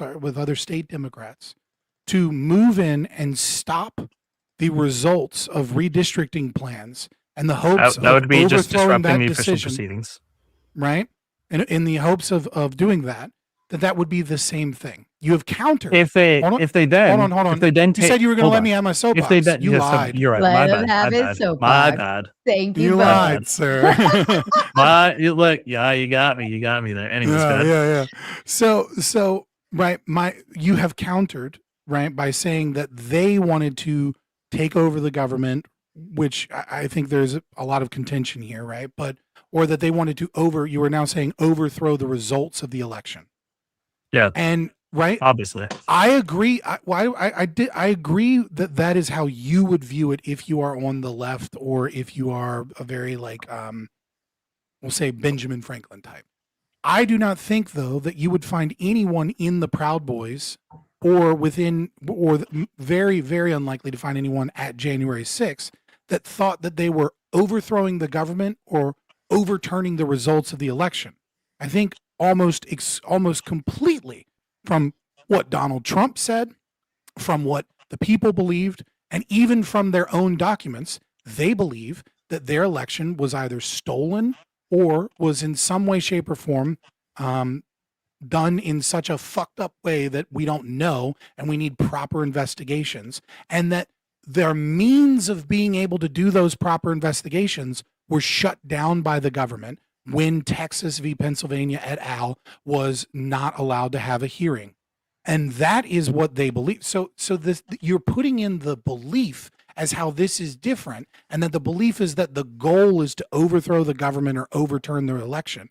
And you're not dealing with the particulars, which is my original argument, which is that if Justin Pearson was communicating with media and communicating with state Democrats with the goal of interrupting official government proceedings to redistrict Tennessee, and was hoping to stop the redistricting of Tennessee, and that this would be a one-to-one comparison because there would be a conspiracy. The goal would be to occupy buildings. The goal would be to stop the official proceedings. And the goal would be to change the results of elections in perpetuity, or at least until 2030 when the next census occurred. And my point of contention is if Donald Trump were to weaponize the FBI and violate the FBI's rules, as courts have found, to gather whatever intelligence they needed without any warrants so that they could prosecute Justin Pearson and put him in jail for years and years, you would call that political persecution. And if that is true, then you need to cede the debate because these are the same circumstances that were pardoned by Donald Trump. That is my argument. So yeah, if you completely like rearrange what the goal of Justin Pearson was to do, then you attack on the fact that you move it to like a conservative area, then yeah, sure, like it would be political persecution in this case. But the problem is that one, this didn't happen with Justin Pearson. All he did was just disrupt. Again, the seditious That's part. all that January 6th did, right? So the seditious conspiracy part of that, again, going back to this with Enrique Tarrio, I'm going to read another aspect of the 1776 returns document, since we're like unfamiliar with it. One of these specific demands was free and fair elections, meaning that one of their goals was specifically to, instantiate free and fair elections, which means that they believe that the election that occurred was definitely not fair. So how else are you supposed to get like free and fair elections, if not by disrupting the plans and taking over the government? So again, your new evidence is the same thing with Justin Pearson. You've failed to differentiate the two. All that you've done is differentiate the charges that the state charged them with. That's all that occurred in January 6th. There was a disruption, and then it continued, and the election was certified a few hours later. Nope, that would be specifically, in this case, this would be a conspiracy to obstruct an official proceeding or obstruction of an official proceeding. Dude, how much of an those are two NPC different can you counts. be here, brother? Like work with me. You just keep reading off charges and reading off things that are because you keep making that are not. You keep trying to like tie seditious conspiracy to conspiracy to obstruct an official proceeding when those are two completely different things. The idea that you're reading off charges, you're not actually reading. You're not actually thinking. What do you think I'm actually not thinking about here? You're claiming that you're spouting off NPC talking points. I'm making an argument. NPC talking points is reading like what the differences between the charges are. Yeah, you're right. Totally.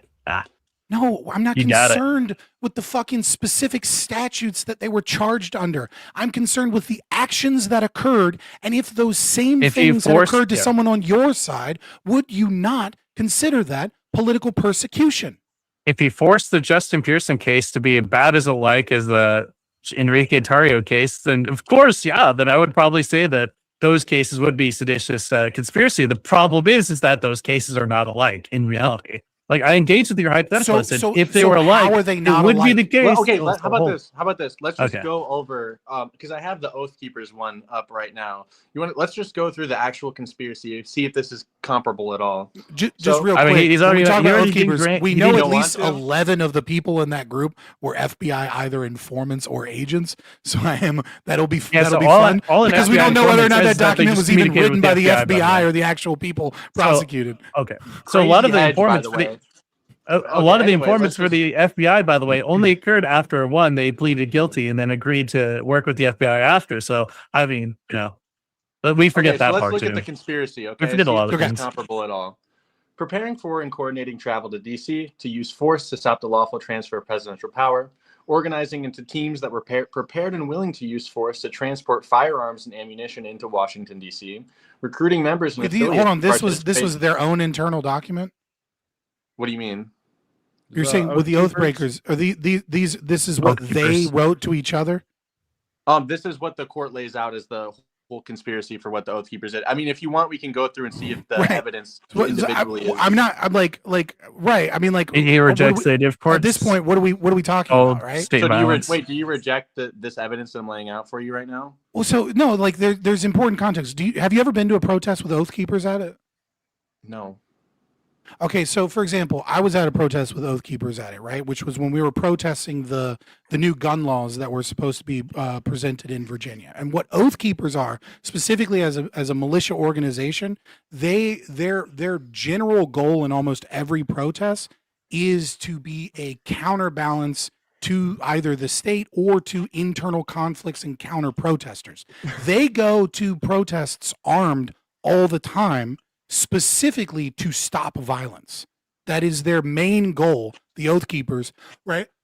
they were at Charlottesville, for example, right? At the Unite the Right rally. They didn't shoot anybody, they didn't harm anybody, but they always bring firearms in a large degree as well as protective equipment so that it is a deterrent to counter protesters getting violent. So if we're reading off the court's interpretation of them bringing guns here, there's some of the few people at January 6th that were armed, intentionally so, and it is usually a means of stopping violence from counter protesters. Oath keepers are at all the big ones. They're at every gun rights protest. They're at Unite the Right. Were just there to maintain the peace when they broke into the Capitol to try to overthrow the government. Is that what your claim is right now? No, what I'm claiming is that if you're talking about oath keepers specifically, they are always armed, and they're some of the very few people that were armed there, and they're always armed at every protest, and that their general goal is always to make sure that counter protesters or police or something do not like that. We don't have like civil rights anti-Vietnam War shit happening where the police just open fire on people, because there's a deterrent of we're armed as well. I'm gonna make that argument in court when I bring an AR-15 to a school and just be like, oh yeah, I always carry guns around me. It's just, this is just tend to be what I do to like protect myself and other people. Like, it's obviously ridiculous, and there's obviously a different situation here in which they went into Why the is it Capitol, ridiculous? like I said, to try to subvert the results of the election. I want to see you do that so I can see you on gun fails, buddy. I really do want to see that. That'd be hilarious. Why is that? Why would that if there was some form of large protest near a school, you would see oath keepers there. They would be armed, and that's their as a believer in the Constitution, right? That's their Second Amendment right. My comparison is that merely just bringing guns somewhere in general isn't a defense for bringing a gun to a certain thing that you have a specific goal of achieving, like overthrowing the government, which the oath keepers tried to do. I'm saying claims by the court are not the same thing as evidence, and I am simply elucidating the fact that the overwhelming majority of those at January 6th did not bring firearms, and there were many protest leaders amongst the right that specifically said not to bring firearms, but that oath keepers always bring firearms, and the reason they always bring firearms is for those intended lawful purposes. And I'm not talking about everybody else at J6. I'm talking about the seditious conspiracy charges, which are on right now, and the oath keepers were charged with seditious conspiracy, and part of this seditious conspiracy was bringing guns to January 6th as a means of overthrowing the government. They planned to do this. Okay, right. So they brought guns to overthrow the government. No, they had guns in a car. They had guns in a car. Was the militia leader going to be the new president? Like, what was the goal? I have no idea. I'm not arguing whether or not it was a good or bad plan. I'm arguing that. Right. I'm just saying. You said that I'm not interested in the charges that were laid out so much. But I mean, if you want to read them, that's fine. Dude, that's what I'm not so interested in the claims of the charges, right? I'm interested about what occurred. Right. Well, you're right. But the problem is that like under normal circumstances, I get you. Hold on, pause. I get it. Right. That sounds like a weaselly way to go into a debate. It's like, we can't even talk about the charges. Then how the fuck can we have an honest debate about this?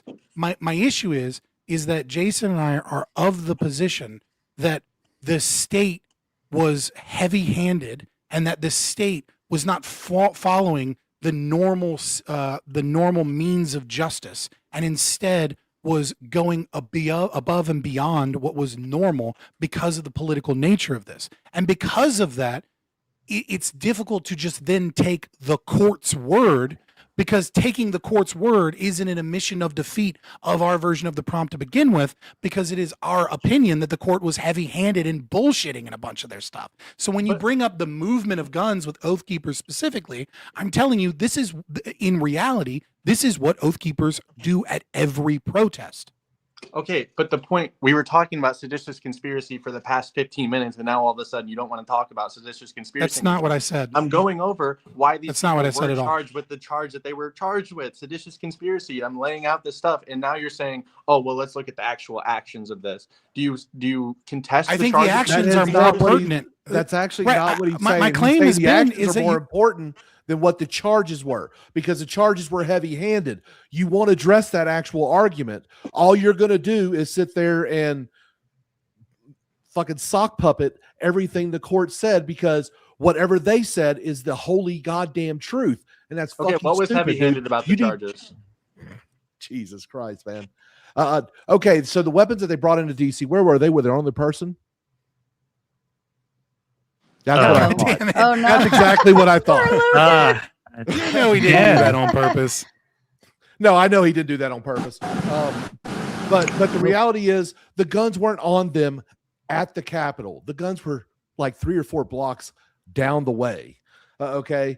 Because if they were carrying them on them, they would have actually charged them with carrying weapons on their person in DC, which is illegal without a license. And this is, I want to give Bones of Doom time to respond because I talk too much and because Lucas is cutting in and out. But just as a point of clarification, if you ever do go to a protest that tends to be more of a right-wing protest, you will see Oath Keepers, and usually you do not see Oath Keepers in the actual protest. Almost always Oath Keepers are like at the entrances. They're often directing people, right? I saw this at, I didn't go to Unite the Right and I didn't go to January 6th because I thought, no offense there here, Sparky, Jason, but I thought anybody that went to January 6th was retarded because I'm like, that's just like a really easy way to get shot. Oh, like I knew exactly. I knew exactly. I was like, that's dumb. Right, but I've been to several protests. I thought it was great. So Okay, very unoptimal internet Oath loss. Keepers are almost always at entrances, hold on. exits, Lucas is back. and directing traffic, and that's why they weren't. That's why there was very few of them that were anywhere near the building. The overwhelming Fabian, majority. did you want to ask Lucas your question again before he rage quit? I think it was Jason. About It was the Jason. gun. It was Jason. yeah, I'm gonna I get water. apologize. I'm gonna get water. I'll be right back. So the argument about the Proud Boys is that they I'm talking about the Oath Keepers. No, the Oath Keepers. He's the talking Oath about Keepers. Sorry, the here. Oath Keepers. So the Oath Keepers brought guns into DC. Were they at the side of the Capitol? Were the Oath Keepers there with guns at the side of the Capitol? They actually bought them like just outside the city limits. Yeah. They were blocks and blocks away. The Oath Keepers literally So- said that they regret not bringing them because they wanted to shoot, I believe, 100 politicians was what one of them was quoted of saying. Whatever they say. Who cares what they say? What they do is more important. Okay. They stash. Wait. So if you stash weapons directly right outside the city limits with the intention of carrying them in at some point, What is the like how is that? Not What is the planned? distance from Capitol? Wait, what is the distance from Capitol Hill to the outskirts of DC? I'll wait. This is one What of is the the system of distance? proceedings. What is the distance, my man? What, I'll what wait. like a few miles or something like that, like 10? I don't know. I'm just I don't know asking exactly. questions, man. Because it's not. I know you're it's just a lot asking closer than 10, questions that but are with completely traffic and irrelevant. stuff, But that's like they are relevant. Hold on. Because you can't Hold on. This access is weapons completely that are irrelevant. stored But this is miles completely away irrelevant. in a by the way. quick and efficient This is manner. completely irrelevant. It is very relevant. It is incredibly quite irrelevant when they had plans of figuring out how to get those weapons inside DC in the first place. It's easy to get guns inside DC. You walk in with them. You drive in with them. But It's Jason, very like I was easy. saying, the You know what? Thank you for Jason, your Jason, thank you're you. wrong on this I one. don't fly with guns. Hold in on, DC. hold on. No, Jason, you're Thank wrong you on this very one. much. We Thank you weren't very allowed much, to have. Sparky. Good No, job. you're wrong on this one, Good job. Jason. We weren't supposed to have guns in DC. No, you can bring guns into DC. You can't carry them out in public. You're without- not allowed to, is what he's saying. No, I'm saying on January That's why they 6th. stashed them outside Oh, the city January limit. 6th. No. They were actually. Oh my there were God. actual people telling others not to bring weapons. But Yeah. like I said, where were the weapons? They weren't on their person. Were there weapons at the Capitol? They Hill? stashed them Yeah, there outside was city one or two. limits. Yeah, outside city. I know limits. this How is- far is that? And that's I know this Sparky, is like. not Sparky. Yeah, Sparky. That, I- like, what I'm I saying is really this- wanna this get was back just to the part of topic. overall- Yeah, I would Hold on, like to get back Fabian. to the topic. Hold but, on. I wanted to at least hear what Lucas had to say because he's drowning out from his phone. But go ahead, Lucas. Yeah, I was just saying, like, the guns part, the stashing the guns outside was part of this overall conspiracy to overthrow the government. Like I was saying, it's not necessarily just, oh, did they bring guns in the Capitol or no? Like I said, it's just a factor, one of many in the entire conspiracy that the Oath Keepers had to overthrow the government. I find it laughable that anyone. And wait, and even then, the defense doesn't even deny this. What, like Jason, the defense didn't even deny this in the trials. They didn't deny the fact that 1 second, the fucking like quick response teams for the Oath Keepers. They didn't deny that those existed, and they didn't deny the weapons caches either. They didn't deny that there was a plan. Hold on, pause. Think about that for a moment, right? Think about that. Hold on. Just marinate in that thought. Why would they not deny that? Why would they not deny that they had quick response teams and that they had weapons? Because there's evidence of them existing. Okay, so you're saying that they just they went to trial and they were just like, we're going to admit everything, and we're just going to be like, yep, we're bad. Put us in jail for the longest obviously time. not. Which is why they didn't get the weapons charges, but they did get the seditious conspiracy part because they brought the weapons to. Wait, hold on, hold the fuck on. They brought weapons specifically to a place outside of DC city limits. That way they wouldn't get those weapons charges, but specifically so that way they could quote unquote respond to Antifa, or really just make sure that they can get the weapons into the Capitol in the event of some like quick time event they have to, let's use Occam's razor. Let's use Occam's razor here, right? And we have two different perspectives, so we might have different values in the or order of values, right? My argument from Occam's razor is that they do this at every protest, and that nothing has changed with January 6th from every single other protest. That every single time Oath Keepers is at a protest, they always have a cache of weapons, and that those cache of weapons are almost always at the entrance or exits. And the main reason they do that is to have a show of force to deter violence, as well as when you have weapons deep inside like a protest area, they're kind of more dangerous than they are helpful, right? Because, the mob starts going crazy, you could get overrun, people could accidentally get shot. So they almost, at every protest, they have groups of individuals at the entrances and exits to say, hey, we're armed, right? And then at the same time, they're ready to respond if counter-protesters are going to start shooting their own people or if some violence occurs. So my explanation for this is they did the same thing they always do. Right? Do you have a different explanation as to why this specific thing they did, which is what they always do, was specifically to overthrow the government? Wait, Fabian, you think they are always trying to overthrow the government at every protest they do? No. I'm saying that what they're doing is what they always do, which is have quick response teams so that they can counteract and deter any violence that may occur from counter protesters. I'm not saying these are like the greatest people. Do that while you're trying to overthrow the government, that is unfortunately seditious conspiracy. You could say they do this at every single protest, but they did it when they were trying to overthrow the government. I reject the trying to overthrow the government bullshit. I know it's garbage. No one believes that anyone was trying to overthrow the government. Yeah, no one believes. The left does believe that. No, the left doesn't. Because it's very obvious. They just use it so they can bludgeon people over the head with it. They really don't care. And at the end of the day, the left wants to overthrow the government. I think that the left genuinely believes, right, that a deep investigation of potential fraud and these anomalies and ballot harvesting and, places in Georgia where pipes magically burst, but they never burst, or, boarded up windows, or, ballot drops at 2:00 in the morning that were like, 99% for Biden, that investigation is a form of overthrowing the government because they believe, right, either as a sheep or as a Marxist, whatever it may be, that they believe that those are just all legitimate things the government was doing. And then if you investigate those things and you demand those things, that you're actually against free and fair elections because they see nothing wrong with that and that you're just holding up the process. I don't know how one gets that psyoped into such an obscene belief, but nevertheless, I will give them the credit that they do believe that these people were attempting to overthrow the government by the nature of demanding free and fair elections and by the nature of demanding that Texas's court case be held and that proper investigations are done and we don't simply certify an election that everyone knows was funny at best. Oh, Lucas is gone again. Maybe. No, he's back. No, his camera froze again. His beautiful facade of doing the thinker is back. Oh. But on that idea that it's somehow like ridiculous to believe that they were at the election or that they were trying to overturn the election. I mean, look, Trump spent a lot of his time litigating 64 cases related to election fraud. 63 of them were dropped either on standing or the fact that there was no evidence, or sometimes both. And yet, Trump, despite talking with his close confidants, was told several times that, hey, like, there's clearly not enough election fraud to like constitute like overturning anything. It's very I love that phrase. There's not enough. There was not enough fraud to overturn the results of the election. Why do you think you dutifully say that?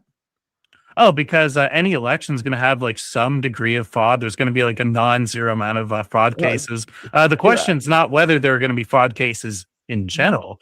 The question centers around whether it reaches the level of overturning an election, which there are no cases in which this is the case that are overturned anything meaningful. So they have found what 300,000 votes. Are you talking about Fulton County? Ooh.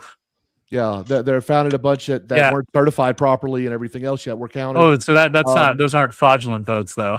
Actually, yes, they are. The recounts in Fulton County actually verified the results of the election. So good job. Okay, wait. I mean, like, look, we found a. Listen. I don't want to adjudicate. I don't want to adjudicate the 2020 election, right? My only reason that I'm bringing up these things is, look, you guys are gonna wholeheartedly believe that the election was free and fair, and those of us that I would say presume to sit on the right are going to have varying beliefs on to what degree there was fraud, and there are going to be all kinds of different examples, right? Like the 63 out of 64 cases, that's obviously just a talking point, right? Because our contention is that the judicial system was corrupt in dealing with this because of the political pressure and the political will to get these cases shut down very quickly, because every other country in the world gets their election results like fucking within like 6 hours, and it takes us 2 weeks. But that in and of itself was kind of already a big reason the right was very upset, right? Because it feels like the more time, there's more issues. But the 63 out of 64 case, right, like that's a talking point, because whenever you're engaged in lawfare, which is exactly what the Trump administration was doing, is exactly what Democrats do, right? We live in a disgusting, corrupt governance structure. They do like this kind of like spaghetti thing where they throw a whole bunch of cases to see what sticks so that they can try and get some adjudication, right? Like especially when you have a very short amount of time window, you'll file like 10, 15 motions somewhere in the hopes that one of those motions get through. And then once that motion gets through, you can add in the details of other things, hopefully in that, so that at the very least you can get standing. And then that standing might cause some investigation or some recount, which then could bring up those other issues that may or may not have had standing. My contention is whether or not they believed it. Hold on. I want to say we're going to go for about 5 more minutes, and then I'm going to wrap up with closing statements. And then Lucas, I want to hand it back to you, please, since you got kicked out. Yeah. So, like someone mentioned about the investigations, all of this stuff was investigated by Trump's own Department of Justice. And when they wouldn't tell the states that there was voter fraud, Trump tried to have his acting attorney general get fired. And that's what he had to go to the Supreme Court and beg for immunity for. There were investigations. I don't know why we're pretending like there weren't. Well, no one said that. First of all, no one's pretending that. Yeah, the point of contention is whether or not there was political prosecution. We want some sort of investigations for the voter fraud that happened in the 2020 election. That was the direct claim that I'm responding to. So again, this isn't true. This isn't true. Like there's this constant shifting of the argument, right? What we were discussing is whether or not political persecution occurred for these individuals. And the reason we're talking about election results is not to say whether or not the election was stolen or how much fraud there was. The reason is you guys keep making the claim that their goal was to overthrow the U.S. government. And we are making the claim, especially when we go all the way back to January 2021, not what we know in hindsight, of whether or not these people were protesting because the election was being forced through without them being able to address their grievances, and that political power was being imposed upon them, and then whether or not they felt that the election was free and fair, and whether or not appropriate investigations were occurring. Being able to go later and talk about what we do or don't know, whether or not cyber ninjas were full of shit, or whether or not they found a bunch of bad shit, like none of that is actually relevant to the question of, were these people attempting to overthrow the government and install and coup the government, or were they protesting what they felt was an egregious violation of their rights and of their elections, and the fact that this was being ham-fisted through when there were all of these questions, and the state said, fuck your questions. SCOTUS says you have no case. Michigan gets certified even though, that wasn't the original vote, and we're just going to vote to certify the election anyways. Bye-bye. And they said, fuck you and fuck that. It's very similar to the Justin Pearson situation, where they feel that their rights are being violated, their ability to vote in free and fair elections are being violated. So they get together in a conspiracy to take over government buildings and stop hearings and demand justice and demand that people listen to their concerns and that proper adjudication of governance, whatever exists, so that people can have free and fair elections. They are 1-to-1, but in one case they're heroes, and in the other case they deserve a quarter of a century in jail. So we've already litigated this several times. I don't know why we're going back to this again. The problem is Pearson did not use force to break into the buildings there. Also, this was a Tennessee government thing, not a federal government thing. Going back to that again, Enrique Tarrio was one of the major conspirators regarding the J6 stuff. And once again, the specific lettering by which Enrique was convicted of was or by force to prevent, hinder, or delay the execution of any law of the United States. That was the specific. This is what he was convicted on. You asked me to give the distinctions between the two several times. I've done it now. I've given more distinctions. I've given you more distinctions now, and now you're like, "Oh, do you have an argument for that?" Yeah. The argument is here's the evidence right there.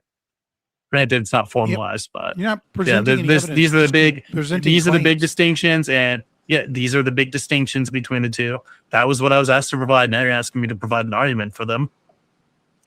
So I guess I could make you a fucking syllogism. I think it's a distinction without a difference that one is a federal building and one is a state building. When we're talking about that's not the only differences. Yeah, I'm going through one at a time, right? Go for it. So I think it's a meaningless distinction to say that one is a federal. We can hear you typing, brother Lucas, but I know you're on your phone. Poor Lucas. I know, bro. I know. Oh no. That's second time. No. Let's actually. It's like the 50th time the poor guy. Fabian, I know you were gonna tie something in, but since we're having the issues, as soon as Lucas comes back up, I want to go into closing statements. He might actually be giving up at this point.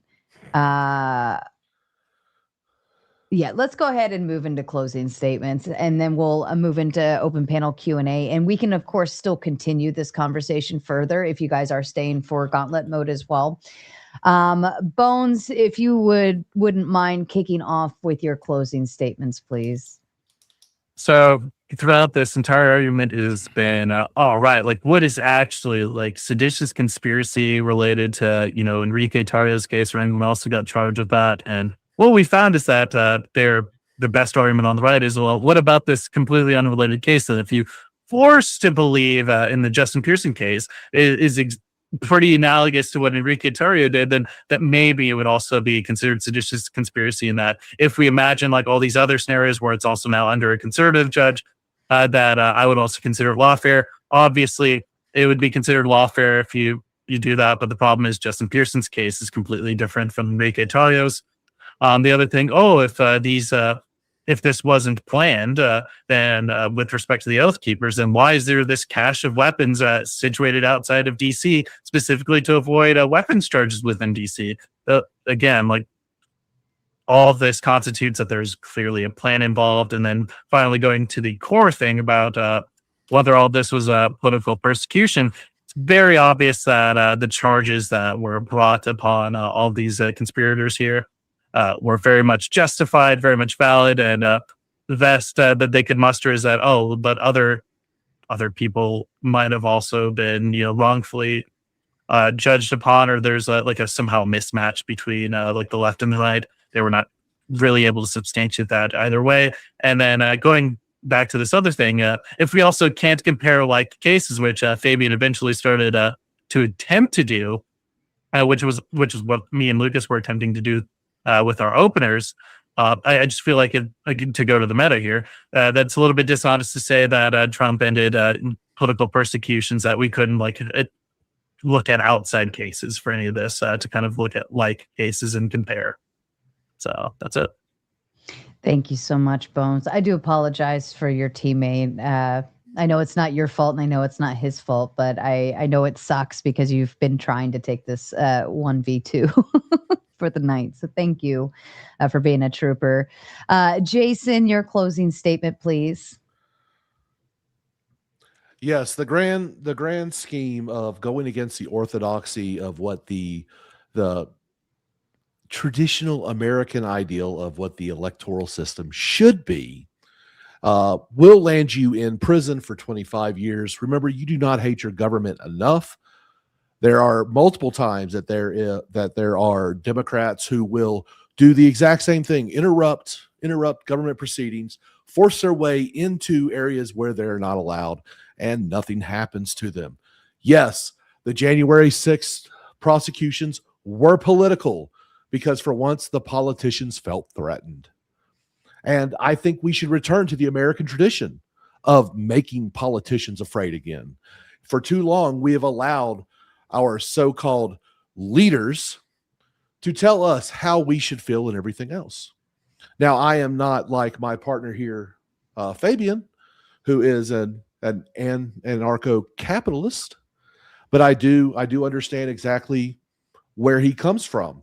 And it is actually quite strong in the American tradition to not like your politicians. I was there at January 6th. No one thought they were going to overthrow the government. Anyone who thinks that you can overthrow the government simply by sitting in the Capitol building must be inbred. I mean, you got to be missing chromosomes. You are a bit slow. And for Bones of Doom, which I give him credit. I give him credit for actually sitting here and trying to make these claims. Sir, you're wrong. You're just simply wrong, especially in today's day with today's technology. For Christ's sakes, when they voted several hours later, guess what? They didn't even do it inside the Capitol building. They did it remote, just like what they did throughout all of 2020 as they governed from a webcam, as we sit here and discuss things from a webcam in multiple different time zones and everything else. The idea that holding a specific building will overthrow the government is ridiculous in today's society. Did the political persecutions end for the Jan Sixers? Yes, only because of the ideal of double jeopardy. Jeopardy has attached. And since Bones actually, he sat there and admitted that he believes that constitutional rights exist, therefore double jeopardy is a thing. And so he has to admit that Orange Man was rad for actually letting these people go, pardoning them because the government was heavy-handed. And he should be thankful because it has set a precedence. That way people on his side can do it when the government gets a bit over heavy-handed with his side of the aisle. And I appreciate it tonight, Sarah. Absolutely. Thank you, Jason. And Fabian, you may take your soapbox back. Go ahead. Yeah. So just from the top, right? Let me just go through the entire debate, adjudicate it right now. No, I'm kidding. I understand. I just to put myself on the other side of the screen for a moment. I don't think Orange Man was rad. I think Trump is a piece of shit. I think he deserves to be politically prosecuted in his own damn self. But the question is not about whether is not to decide, to have whataboutism, which is what we kind of got the entire debate. Unfortunately, some of which was probably fueled by us trying to showcase that hypocrisy and why it was indeed a political prosecution. But much of it was, just kind of parroting the state's charges, which is, not really helpful at all. That being said, the question is was there political prosecution, right? Persecution, sorry. And it's very obvious that there was political persecution. I don't think anyone sane or rational would disagree with that. I think the prompt is kind of a slam dunk in and of itself because we all know that there was political persecution. And, according to Bones of Doom, what the court finds is God, right? So it doesn't matter that Jen Lowe was at family prayer meetings. It doesn't matter that, that there were several informants that were involved with communications with the defense team. None of that matters because the judge said, nuh-uh. But, judges did find and DOJ did find there was over 23,000 warrantless queries of individuals at January 6th without the proper authorization. So I guess, I have to give up those other rights violations and just say that what the judge says is right. And in those instances, that's a violation of their rights. So, I kind of already win by his own metric there. That being said, Bones of Doom, I applaud you for essentially doing a 2v1 tonight because of tech issues and things of that nature. I think it is important to recognize, if you take anything away from this, is that the state holds all of this power, and you have to be very, very, very careful when Americans are challenging the state's power and how the state responds to that challenge. And I think January 6th is a dark day, not because of insurrection, but because of the fact that the state did not do any due diligence or take any accountability for all of the ways in which this election was, at best, incredibly sloppy and violating a lot of the own rules that they set forward and a lot of their own precedents, and then told the American people to shut the fuck up. And when they fought back in the most mild of ways, right? Nobody except Ashley Babbitt died that day. Some people got injured that potentially may have died because of injuries on that day, maybe. But literally, this is more peaceful than almost all of the mostly peaceful Black Lives Matter protests that occurred leading up to it. And on something that is incredibly important. And the way the government responded was with the heaviest hand it could get away with.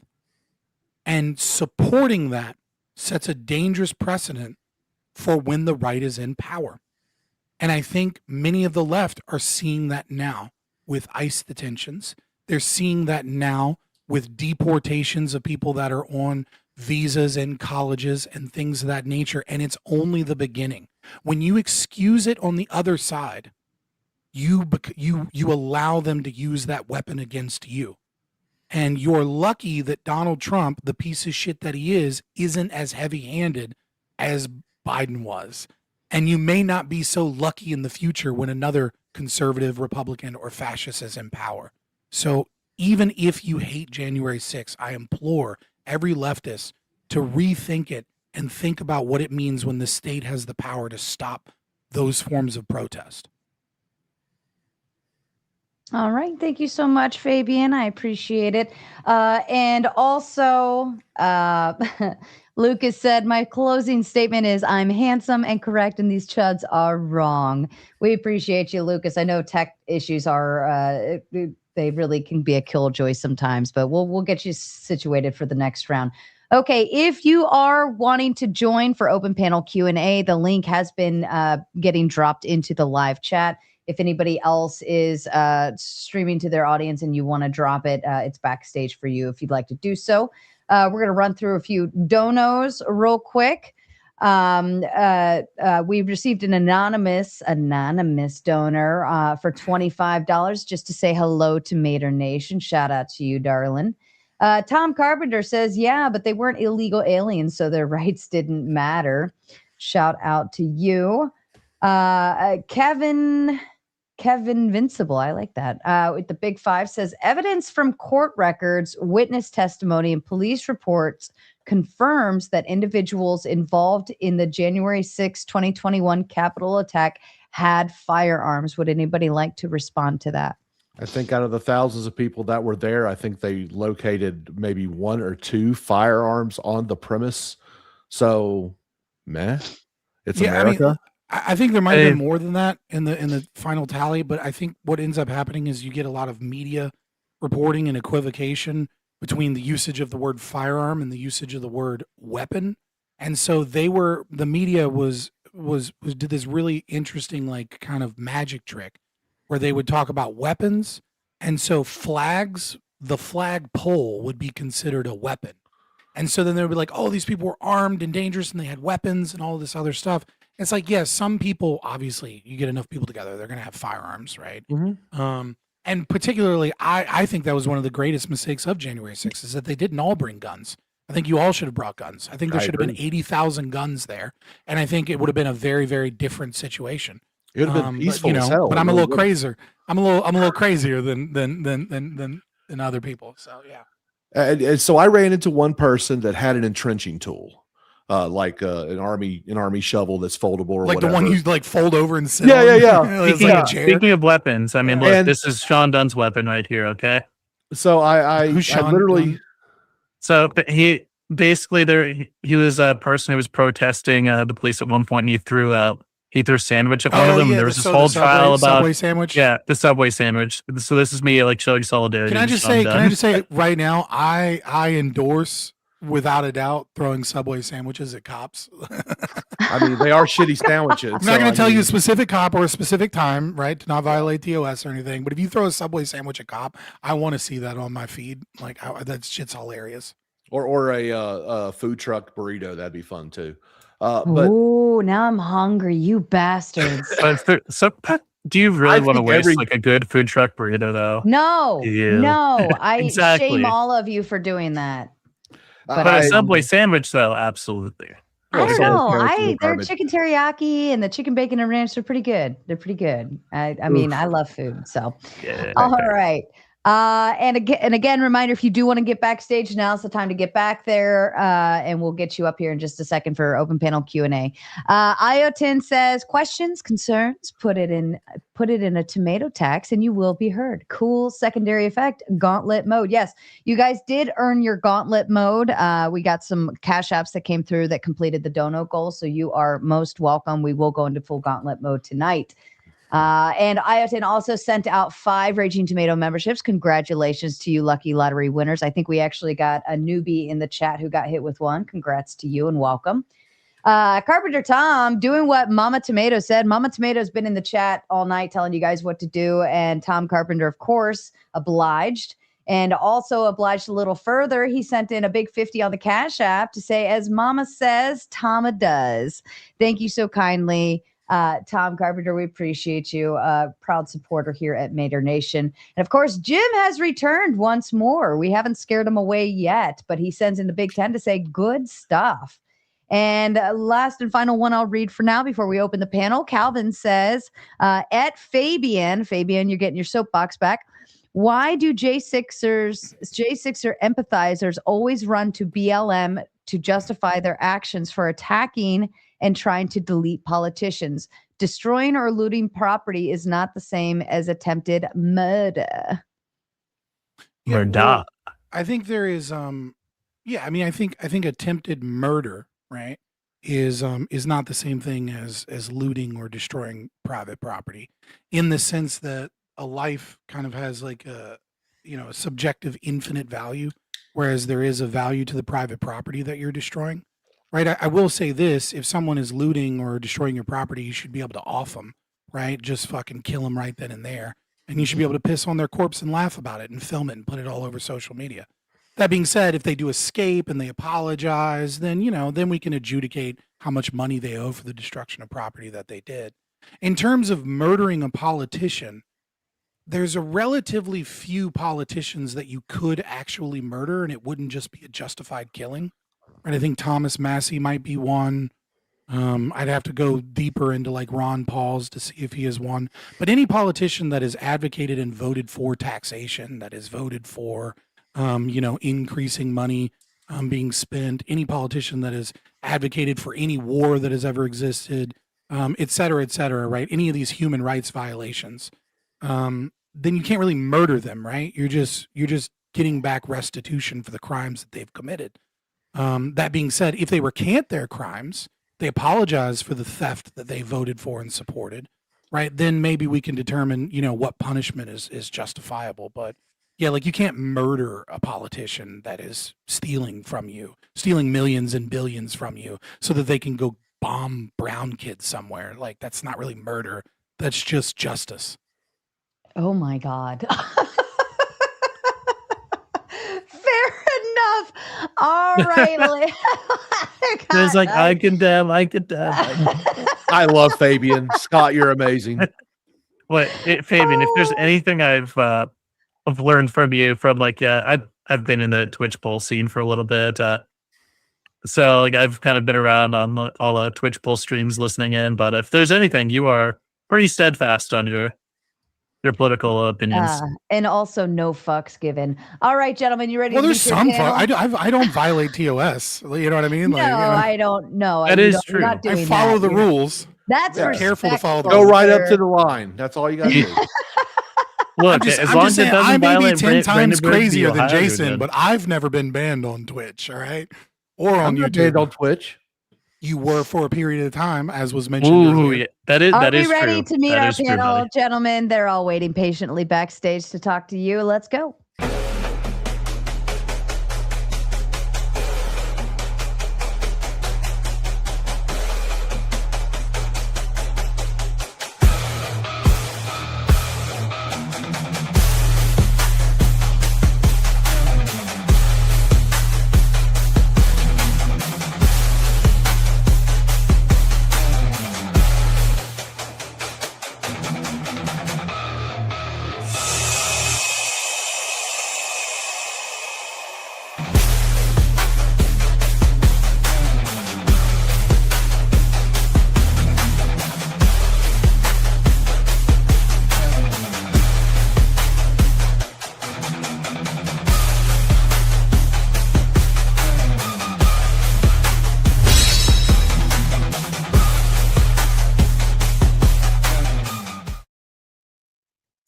All right, this is a full ladies house. and gentlemen. Yeah, and I have two more waiting backstage as well to join in. So we will get through this, and then of course, once we move into full gauntlet mode, you can begin booting anyone from the bottom half off the screen. They're happy to hang backstage and let somebody else up if you send $10 in on the dono. All right, gentlemen. God, it is always men up here. Welcome. For Man, those of strong. You do politics online. This is essentially I Real know, Housewives of I know, Atlanta, I know. but for men. Well, I'm actually grateful. Next Monday, we've got guaranteed two ladies on panel, so I won't feel so left out. But gentlemen, welcome back to Mater Nation. And for those of you who are new, welcome in. The rules for the Q&A portion is we are going to be respectful, have the conversation. You're going to ask your question. We're going to go one at a time. So that means everyone else on the bottom row is going to mute up. It looks like they already are. Thank you so kindly. If you already know, you know. We're going to go one round at a time. Person to person, get your questions in to any one of the panelists on screen. Any of the panelists from the debate, you may all interject into the question. So we'll get through this, and then once we move into full gauntlet mode, which the chat has earned itself a gauntlet mode, then we will move into full open floor, and we can have a little more fun. It gets more degenerate as we move along. All right, backstage first, I had Clay, actually. Somehow I switched you guys around. I apologize. Clay, if you'd like to kick us off with your question to the panelists, please. Sure. Yeah, I really enjoyed the debate. It was actually pretty good. Appreciate Bones. He actually did really good compared to what I've seen in the past, especially for debate forum. Thank you, sir. Really appreciated that. But I wanted to challenge Fabian quickly on something he just said. You said that, I mean, I guess you must put a high value on property, extremely high value on property. You said that, you know, if somebody's attempting to steal your property, you should be able to essentially unalive them, piss on the grave, post it all over social media and laugh. I'm trying to understand how you can square that, because let's say it's a kid who steals a candy bar and you own a store. You should be able to do that. Okay, yeah. Children are different. I will there is a article you can read by Ian Hersing. It's a rational theory of the rights of children, right? So I would treat children the same way that you would treat mentally deficient, right? Which is to say that they need a guardian appointed to them, and that guardian takes responsibility for the things that the child does. So if you have like a child trying to steal something or something like that, also, obviously I'm being pithy when I respond, but there is another theory within libertarianism, which is essentially like the gentleness principle, right? So like if I'm on my front yard, right, and then like a grandma with a walker falls onto my property, right? Do I have the right to just be like, and anyways, I started blasting? It's like, no, like that's crazy, right? But what you do though is, you know, there is a certain reasonable position where you go, where you have to escalate the situation, which is get off of my property, Or, you know, if you're not a piece of shit, you're like, oh my God, grandma, are you okay? Like you fell down. Like, Right. can I help you? Right. But eventually you have to be like, okay, get off my property. And then when they're like, no, I refuse to get off of your property. I refuse to do these things. Or they continue like a continuation of an aggressive crime, right? Which is like they're vandalizing your vehicle, right? There's going to be context dependent things that'll be adjudicated because ethics, insofar as I see them, are required in a different way than, let's say, morality, because ethics is a rule system with an observer, right? Yeah. So it's actually 3 people. For ethics to occur, you have to have 3 people. And so there is a certain amount of reasonableness to the adjudicator that views the situation. But if someone is like looting or Molotov cocktailing your house, yeah, blast them. Like you should be able to blast them. So there's degrees, right? So there's degrees. And would it be simpler just to simply, I mean, at least have some type of guidelines maybe written? Would that be an easier way to constitute a decent respect to what is and isn't appropriate? There's a difference. Yeah. So there's a difference between what is rights versus what is governance. And many people misconfuse, anarchism because there's so many retarded ass anarchists that haven't done their homework, right? And so governance is a necessary element to an ordered society that has a large amount of people, right? And so, if you're living in a community, then there's going to be a set of shared principles that you hopefully voluntarily associate with. And under that, for the ease of not turning every interaction into this like long adjudicated process, you're going to have some system of rules that everybody in that community agrees to. The difference is whether or not those rules are imposed upon you involuntarily, whether or not they're imposed upon you via an association that you choose with those people. So if I go live on some so you're not a complete psycho. You're not a complete psycho. Right, I just wanted to make sure. If I go live in a commune, that commune is going to have rules that are very left wing. There are rules, very democratic or whatever, right? The difference is, do I have the right to my property? Do I have the right to freedom of association? Yeah. And do I have the right to leave that little community and go to an Amish community that has a totally different set of standards and rules that they adhere to? And the hope is that the governance backs that. But anyway, no, I just wanted to challenge your belief a little bit. And before I pass it on, I just wanted to show you guys, I captured all of these. Why is it so yellow? Oh, because they're full of piss and vinegar. Okay. Interesting. Yeah. This J6 talk is just having them they're weeping and they hate that the pardons happened. Fair enough. Yeah, absolutely. Thank you so much, Clay. And I do actually want to echo what Clay said when he first joined and said that this was a really great panel. And I wanted to give you guys that credit as well, because I find it more productive when we are able to get through the discussion without yelling and name calling and all those things. And I thank all of you for having a wonderful debate together, even with tech issues too. Spin, would you like to ask a question, or are you passing on this one? You're passing on this one. Okay, fair enough. Rinyal, to you, sir. Hey, am I audible? Can you hear me, everything? Yep, we got you. Absolutely. Yeah, so there was a couple parts in this debate. I was pretty triggered throughout a lot of it. So I think those tears might just be from me. When we say that the Oath Keepers and the Proud Boys didn't have an intention to overthrow the government, it just kind of speaks to not really knowing much about the case, right? So when Stuart Rhodes says in the group chat for the Oath Keepers, we must do now what the people of Serbia did when Milosevic stole their election, refused to accept it, march en masse onto the nation's capital, right? I feel like that's a very clear call for some sort of revolution, right? When Enrique Tarrio says the media constantly accuses us of wanting to start a civil war, careful what the fuck you ask for. We don't want to start one, but we sure as fuck will finish one.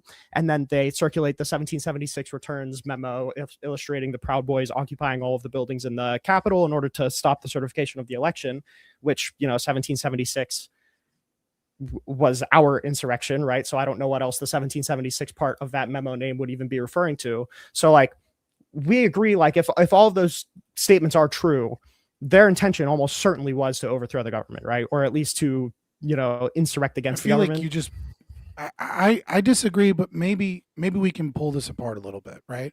Because from my perspective, both of those statements show that even in internal communications, they believe that the election was stolen and that the government has stolen the right of an election from them themselves. And they reaffirm, even in their internal kind of like LARPing talk, that they don't want to start a civil war and that they want free and fair elections. Now, I totally understand. If that's the case, so how is that? If that's the case, so the how route is is to that do an them- insurrection. I'm sorry? If that's the case, if they're saying like we want the United States to exist as it was, but right now it doesn't exist that way, so we have to overthrow it in order to, reinstate its glory or whatever, that's still trying to overthrow the government, no? I disagree, because at no point did you say we need to overthrow the government and coup it and put our own people in charge. What they said was displace Well, the goal is to get Trump in anger charge, right? at their belief is that Trump, right? Like, I'm not saying they're right or wrong, but when you say they want to, maybe you mean overthrow the government in a practical or literal sense, right? And maybe I'm viewing it from a perspective of what it is that they believe and in their intentions, right? And so maybe we're discussing mens rea versus actus reus, right? Like, in my mind, mens rea does not exist here because they believe the election is stolen and they believe that they need to fix this broken thing that has denied them their rights. And you're Well, if that's the focusing very case, much on then the the route actus is to- reus, the guilty crime. Yeah, if that's the case, then like we can talk about the mens rea, because I could talk about the merits on which they wanted to steal back the election. But even if that's the case, the argument is that they were trying to steal or like overturn the government. They were trying to unsit the current haven't acting, presented any or, evidence the of to that. be certified. Well, how not? Because you invoking haven't. a revolution. What you have shown is communications we need to that do they a believe revolution. their election is stolen and that they need to fix this, right? Like, at no point in time does this say, I don't care about investigations, I don't care about litigation. The only thing I'm going to do is use my guns and overthrow the American government with like a couple thousand people in a building because, what is the army? It's nothing compared to my 10,000 people. It's very, very clear that their goal, even internally, is not to overthrow the U.S. government and take it over by force, but rather to go in and force some sort of reconciliation or investigation. I'm not saying it's a good plan. I'm not saying that it was super well thought out by force in order to do that. Wouldn't that be part of it? Like, I'm I wanting think to put Donald, I'm wanting they're to install fantasy, Donald right? Trump. I'm wanting to I think install they're Donald Trump, so I fantasy, invade and I exercise by force over the government, right? Like, I'm trying to I think they're overturn what is happening with fantasy. the government right now, and I'm trying to put in my leader, right? How is this not overthrowing No, the I don't government? think they're trying to put in their leader. I think their fantasy is that they were going to go there. They were going to show this work of force. And then when they showed this force, it was going to change the hearts and minds of the vice president to be like, maybe we don't certify this right now until an appropriate investigation goes through. And then we get some level of investigation that occurs, and then they find all of this voter fraud quickly and easily, and they prove what they know in their hearts to be true, which is that Donald Trump won this election in a landslide. I'm not saying these are smart people. I'm not saying these are geniuses that we're dealing with, right? I don't even know to what like fucking Enrico Tarrio was a former fucking federal informant and is like half retarded and missing a chromosome himself anyways. But I think in order to have this idea that the entire, especially once we broaden this out from these few people that were charged into the greater kind of conservative movement or MAGA movement or these people, I think they're operating from a belief that their election was stolen and a belief that the state railroaded their ability to be able to prove that, and that the state made it very easy for them to cover up their crimes. Now, whether or not you believe that is irrelevant to whether or not the entire system of U.S. governance under the Constitution is built upon a presumption that the people allow it to continue. Because if everyone wakes up tomorrow and says, I don't believe in the Constitution or the government's over. There is a social construct, and it requires a certain level of trust between the people and the institutions, and that these people were fighting back against what they perceived was an abandonment of that trust. Well, our government exists under the process of the consent of the governed. And if the governed does not feel like they have given consent because they feel that something fraudulent was happening, You overthrow it. That's the answer. See, I feel like this the is just government you isn't trying to serving get a you. key You word overthrow the victory. government. Not Yeah, actually you're talk really about the you're thing. really trying to force something Well, without actually it's putting because some you, thought you into just want to it. my guy. reframe this very clear attempt to overthrow the government as not overthrowing the government, is but not righting a overthrowing the wrong by government. overthrowing the government. Like I agree You that can't we're be- talking you about can't actus be reus this and mens deficient. rea, but mens You rea cannot be this here is deficient, not my dude. relevant, right? I do have another question. I don't know how much time I have for this allotted thing. Briefly, Like, go ahead. A lot of the claims of election fraud that you were bringing up, by the way, are laughable, and all of the people who were involved in propagating them literally admitted to lying. Like the pipes bursting thing, like literally all of that is caught on security camera. We have recordings of the State Farm Arena the entire day where they were counting the ballots. Nothing nefarious was found at all. Nothing at all. The overtime ballots is just because, like, believe it or not, when you constantly say mail-in voting is rigged, mail-in voting is rigged, mail-in voting is rigged, and it takes longer to count mail-in ballots, Republicans aren't going to vote by mail-in ballots. So naturally, all of the overtime ballots are going to come in favor of Democrats, right? A lot of the, like, it feels Can like... I address that? Yeah, sure. So I agree with literally everything that you just said, but it's not relevant to the debate that we're having. I agree. No, so let's go by them, like the claims that I was talking about, because because it's very important that I am in putting in place the feeling. Like many of these things by 2026 have been adjudicated to some degree. Some maybe not as rigorously as I would prefer, right? But I would also prefer we not waste tax dollars and the politicians just fucking step down. Your dreams don't come true. Nevertheless, right? Let's look at mail-in ballots. You're 100% right. Mail-in ballots have consistently since then been incredibly pro-Democrat. We saw it in the recent election here in Virginia, in the snap election to turn Virginia into like a 10 Democrat seat, 1 Republican seat, right? Most of the mail-in ballots that come in are Democrat. Why? Well, there's a lot of reasons. I think maybe you're being a little disingenuous, right? But maybe not, right? Which is Republicans are overwhelmingly vote on election day, right? Republicans tend to be they're conservative by the virtue of the fact that they're there. So they have this like, no, I don't want to do something in the mail. I want to do it in person. I want to meet a person's hand, right? It was always going to swing Democrat, even without any interference from Republicans constantly saying that mail-in ballots are a scam.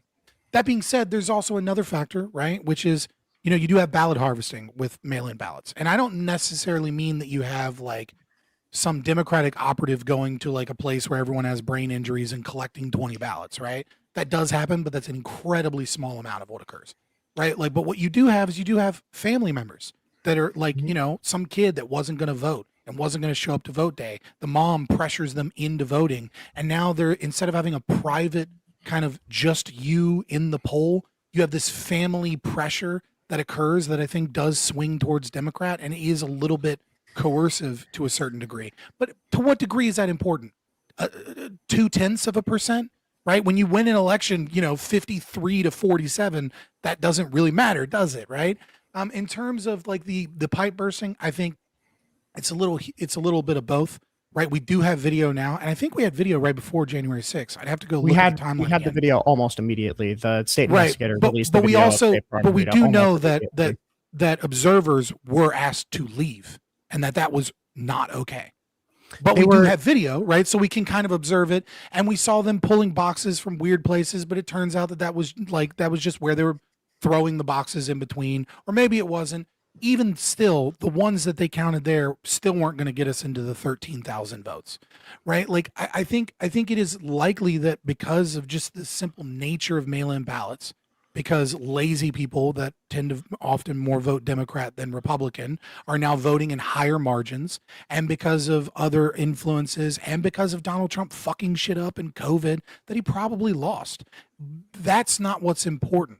What's important is when we are talking about people's right to protest and address grievances, we're talking about the railroading nature that the state did in this election, whilst gaslighting the American public that this was the freest and fairest election that ever existed, and then denying them their SCOTUS cases. And then when they go and they try and fucking do what they think is right to do this, we then get warrantless fucking searches of people's data, violations of their constitutional rights, and heavy-handed prosecution, and that we should fear that because it's going to happen to you, Renyald. It's going to happen to leftists. And it is happening to leftists right fucking now because we set a precedent. We're loading so many of these terms, right? Like even that Supreme Court thing, like Texas v. Pennsylvania is so laughable on its face because they couldn't find somebody withstanding in Pennsylvania to bring a case. Why don't you think they could find somebody withstanding to bring a case in Pennsylvania? Why did they have to find somebody from Texas? Well, no, they believe their lawyers believe they had standing because they believe that they were pursuant to the outcome of the election. So they believe that they in Texas had standing. This is like the same thing with the Cherokee Nation, right? Where they didn't have standing with the Supreme Court, and then they went back after they found someone at a post office, right? Like, but the fact of the matter is that, you know, they believed that they did. Was that a mistake they made? Sure, we know that's not the case. We know they don't think that they had the standing because Eastman was coming out and telling people in the Trump administration that these cases were being done as a predicate to justify the electors. These weren't cases being pursued in good faith. Rinyald, I got to ask you this. It's lawfare. A lot of that last round with Jason, and then we'll move on. What is the original purpose of the Supreme Court of the United States? What was it designed to do? What, to have supreme jurisdiction or to have ultimate jurisdiction? No. What was it designed to do? What is it stated in the Constitution that its primary job is to do? It has the judicial power. I don't know what. Okay, you need to read the Constitution. It's to resolve differences between states. They failed to do their job. They were fucking cowards. You don't have to agree. You don't have to agree. But look, your opinion doesn't count anyway because the first thing you said is, "I was triggered." Do you understand that Pennsylvania has the right to run their elections? Put a pin in it. Let's leave it there. We can always take this to the gauntlet to continue. Noah, that's in the welcome, Constitution too. Yeah, he's right. Rinyald a little bit, but Noah, welcome, my friend. My first question to you is, how did you find us, Noah? Oh, you're muted. Muted. Noah, you're muted on your end. Hardware muted, I believe. He's still on the talk of tech. Sorry. Your mic. Your mic probably has a button. StreamYards isn't picking up your mic. It doesn't have the right mic input. Yeah, go to the cog. Shit indeed. Audio. You've got it muted somewhere, or you've given it permissions to TikTok, and it's like doesn't have permissions on here. China. Noah, do you have a button on your microphone? No, China doesn't own TikTok anymore. You're right. Okay, it's owned by Oracle, can CIA individual. Stop talking so that I can work with him on his. Yes, thank you. Okay. All right. Okay, it's going through my phone, so let's see if it works. I heard about this through Bones saying, or Rinyald saying it in our group chat when I said I was bored and I needed something to do. Fair enough. Fair enough. So, hell yeah. Thank you, Rinyald, awesome. for. Thank All you, right, Rinyald. Noah, thank you, Bones. Thank you, Lucas. First thing, just something I noticed that was very interesting when Rinyald asked about overthrowing the government. It was very interesting that Fabian's answer was just a justification for overthrowing the government. So he doesn't believe in the state, so that makes sense. It's on brand for him. Overthrow the government. I'm for it. So let's let him ask his question. It's very obvious that J6 was an attempt to overthrow the government, but that's neither here nor there. The main question, it's going to be really fast because I know people like to talk for a long time. It's a one-word answer. It's going to be a yes or a no, just like Pisco does. This is to Jason and Fabian, did Biden win the 2020 election? First of all, you're not going to tell me how to answer, so I will answer as many words as I want to. Why? Because fuck you, that's why. Wow, look at you. So here's the deal. Did Biden win? He was certified. So it really doesn't matter. That's not what I asked. I asked, did he win? I know. Yes I know what you asked. So here's the deal. I don't have to answer it. No, see, I don't have to answer what you wonder, want. can Fabian answer the Because question? I don't Does Fabian bend have the the knee. balls on him, which Jason doesn't have? Does Fabian have the balls? It's not a matter of balls. It's just a matter of do I have the integrity to answer honestly? Sure. And the honest answer is probably. I just don't know. Ah, god damn it. So close. You were so close to having the balls. You were so close. Obviously, he was certified. It's because he won. It was adjudicated that he won. Trump lost 64 times in court. I know you don't believe in courts, so it's a little hard to argue law against someone who doesn't believe in the law. But I believe in law. Once. I believe in law. I just believe in natural law, right? Yeah. Like not parroting the state's talking points, right? Constitutional law. He doesn't really believe in the Constitution. He's a stateless type There's person. a great communist. No, I'm super pro-American. There's a great article that you can read by Lysander Spooner, who was a Civil War veteran. and called the Constitution of No Authority.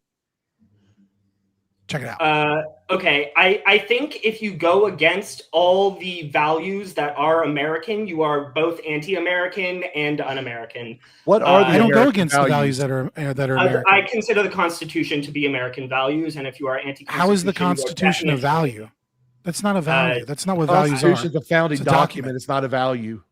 So I'll explain. I believe document I would consider to be a value. I believe. Listen, I believe that the founding fathers discovered the evil of democracy, and they wrote about this constantly. That democracy was indeed an evil, and they tried to create something that was less authoritarian than were monarchies, and tried to balance all of the evil natures of all of the different forms of government via Enlightenment principles, right? They created a Senate to have the oligarchy in charge because they knew that the people and democracy would cause problems if you gave the people too much power, because people are retarded and they don't know what they're doing. So, but they also give them a branch of the government. So you said especially black people? Well, no, I was saying back then, when the framers of the Constitution were thinking of this, they also did not consider black people or women to really be good arbiters of ideas or opinions. But no, I mean, I think generally speaking, obviously black people are less intelligent than white Europeans, and I think women tend to be less grounded in reality than do men. We can do a race realist debate if you want. Yeah, but I mean, but that doesn't mean that there aren't smart black people. They're fucking everywhere, right? Like, nevertheless, that's a lot to get into. Smart. Yeah, like I do think that is why was you accused me at the beginning of like being unable to bite bullets because I wouldn't give you a yes or no. So I don't want to run from any of those things. I want you to know that I'm being completely genuine. Now, in terms of why I believe that that my thoughts are American and that they are in the vein of American values and ideals, is that I believe that my thoughts are the logical conclusions of the founding fathers taken further. Right. I think, when Thomas Jefferson was writing the Declaration of Independence, he wrote, life, liberty, and property, not life, liberty, and the pursuit of happiness. But one of his presumed fears was that the usage of the term property might instantiate slavery longer than they wanted it to be, which is a supreme contradiction from a man that owned slaves, yet also fought for the right to free his slaves, but couldn't because of many of his debts, and at the same time was somewhat anti-slavery. They were full of contradiction, and they were full of a lot of problems and flaws. I think my values are an extension of those American values as opposed to a retraction from those American values. And I think we as a nation, with the establishment of the Federal Reserve and the increase in taxes and the restrictions on our liberties and the growth of the state, has been moving backwards away from where the founding fathers put us forward, as opposed to forward towards liberty and equality, and true equality, not equity, and the pursuit of man's needs. And so that is why I believe that my ideology is super American. I wonder if, Jason, if you think like also someone who is anti-Constitution, it could also be pro-American and American values, someone who doesn't believe in the Constitution. I wonder if that's Jason's take as well. Do you have to believe in something as orthodoxic? Because I happen to know that my man Scott is a fellow veteran. He swore to uphold and defend the Constitution, a document in which he doesn't fully believe in. I believe that's my quite contract's American. over. Yeah, 4 years after. That wasn't exactly what I asked, right? Well, I asked, is it un-American to not believe in the Constitution?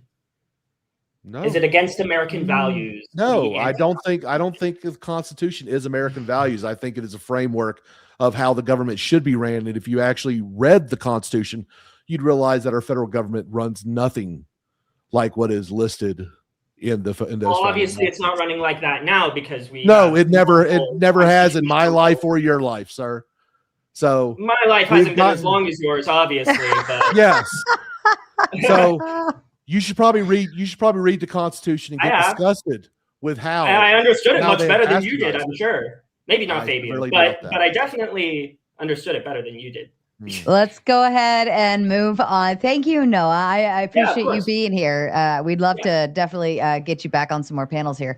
Vibe, welcome back, my friend. Your question to the panelists. Yeah, I do want to give a little appreciation to Noah, our new pan. Up, you muted, You're Bob. muted. Did you hit I something? hit the space There you go. button. Yeah, I saw that. I accidentally hit the space button.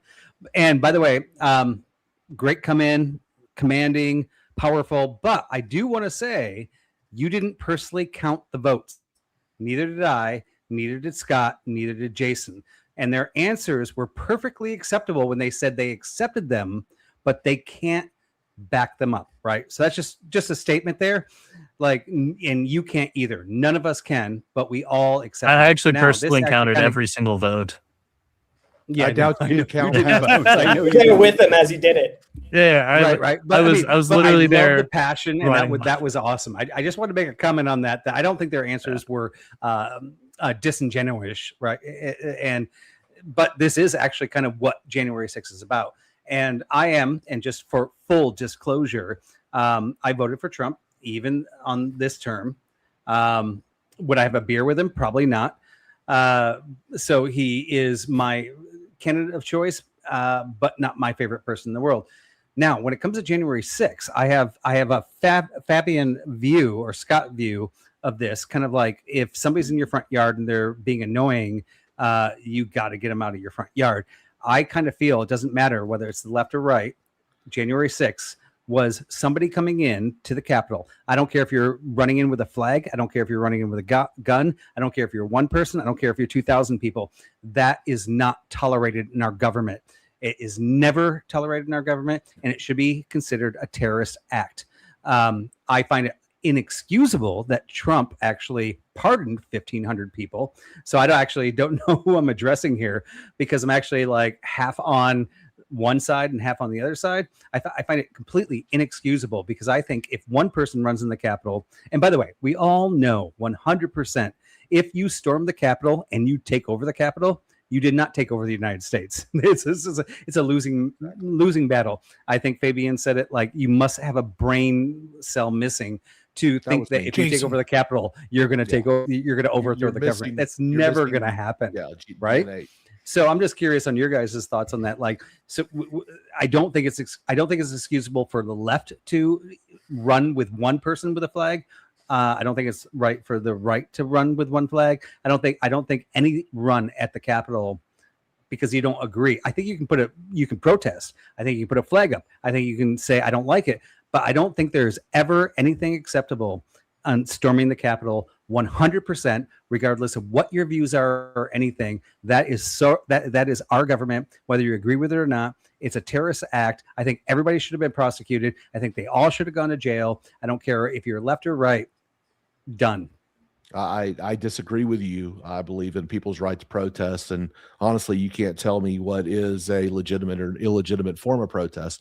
As far as when you look at the history of America, well, I heard you do it. I just reject your notions, because if you look at the history of America, we are filled with rebellions. In fact, in 2020, and I know this is a whataboutism, but there was actual 3 different areas in America that were considered that was allowed to be considered autonomous, free of the government's reign and authority, because we're pitching hissy fits. We see the same thing happening today. We just don't see it at the grand scale. We don't see that they are threatening the politicians. The only reason why January 6th was a big deal, in my opinion, is because the politicians actually felt threatened for once. I think it is actually a good thing and a healthy thing for politicians to have a little fear of their constituency, because right now there is no accountability in our political class. So when you say there's no accountability, like the oversight, the government, like Trump right now, right? I'm supporting Trump, and he has tons of oversight. Everybody's suing him. Everybody's like doing all these laws, and like everybody's like, you do not see that that's not like actually a process that's working. A lot of it is show. A lot of it is more political persecution.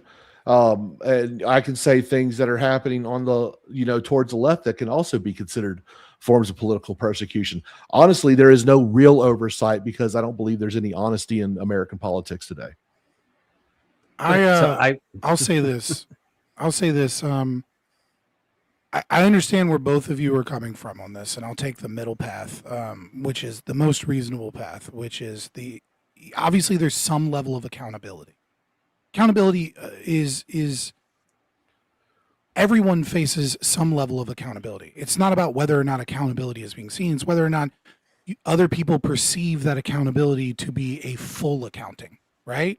Like, if I'm an asshole to everyone that I meet and some people treat me not so nice, that's some level of accountability, but that doesn't mean that I've gotten my just desserts. It just means I've faced some level of accountability. And so I think the same thing is true within our government, right? Sometimes people lose their power. Sometimes people have to pay little fines, right? But then, like, we know that there's, somewhere between 100, or let's say 20. There's somewhere between 20 to a few thousand elite pedophiles that were raping children. And like, where's the accountability? You know what I mean? Like, I think it's kind of silly to be like, yes, of course we have accountability in our government, right? Like, and I don't think you mean it like that. I think maybe you would prefer to see more of it. But either way, like, there's not been a just accounting for all of the crimes that so many of these people have committed against either individuals or, obviously from a more anarchic. Well, let's talk about that, right? So against, here's the crime. War crimes Here's and here's the crime. Mm-hmm. As I'm saying, if you storm our capital, we know that if you storm it and take it, we're not going to lose our government, right? There's not going to be a change. Where's that's the just crime? an idiot thought. But at the same time, I do think that's a terrorist act. Now, that Trump actually, and I can't believe this because I'm on the right. I can't believe I'm saying this. I'm going to sound leftist here. But now that Trump... No, you're just going to sound like a liberal, which you probably are. 1,500 people. Now, if a liberal wins, or if the next time the liberal Democrat did win. wins, if next time the Democrat or Republican wins, then all of a sudden we have now accounted that if the liberal wins, he can pardon all of them, right? So now we're just basically opening the door that everybody can storm the Capitol every time they disagree. Now, I do agree. Jason said this. Mm-hmm. We should have the right to protest. We should have the right to do all these things. I agree 100% all over the fucking nation. Just don't touch our fucking Capitol. That is a freaking terrorist act. And that's my That's your opinion. sacred cow. Okay, so I I got two things to this. Two problems that I see with this. One is the very nerdy one, right? The nerdy one is I don't see any destruction of public property or any attack against public property as a crime because public property in and of itself is a violation of human rights. The existence of the Capitol is a violation of human rights because it's a violation of private property. Because private property means that there is only one just user or owner of property. And when you democratize property, what you are saying is that there are multiple owners. You keep calling it our building, right? But that's a contradiction because you don't have exclusive control. So it's not really your building. It's a building that is imposed upon you where taxes are imposed upon you. Theft of your actual property is imposed upon you to pay for something that you don't actually control. Rather, you have a semblance of control based upon an election, which, mind you, the entire January 6th thing is a questioning the legitimacy of even those elections in and of itself. But even still, if 51% choose for the property to be used one way and 49% choose for the property to be used the other way, then what you have is you have tyranny of the majority. You have 49% of people being told it's your property, but you don't get to do what you want to do with it. Oh, and also we're going to steal your money so that we can do with the property what we want because you're the 49% loser. It's a contradiction in terms. You cannot do anything wrong to public property. You can only do something wrong to private property and to people's, right? Those are things that are owned. And let's go ahead. Oh, sorry, Fabian. I thought you were done. My apologies. Yeah, I'm sorry. I'm talking about it. Go ahead. We'll wrap up with you and then we'll move to Ben. No, I'll just leave it at the nerdy answer. That's fine. All right. And Mr. Balderson, last but certainly never least, would you like to ask your question, sir? Yeah. Well, I mean, the most disturbing thing through the whole debate was Sarah defending Subway and then actually referring to it as food. So I don't know what to say about that part. Yeah. I wanted to push back really hard, but it wasn't the topic of the panel. So Don't get I thought in more front of me diversions and- would have been worse. Don't get in the Subway way. is so bad. Subway It's is not so bad that when food, they went to Sarah. Ireland, the Irish government required them because of the way that their bread is made to classify it as cake because of the Because sugar it was too content in their sweet. bread. Yeah. Really? Yep. It's not even legally bread in Ireland because of how shit it is. Not to mention the glyphosates and folic acid and all the other bullshit that they're adding to this so-called food. I hate you so much, Ben.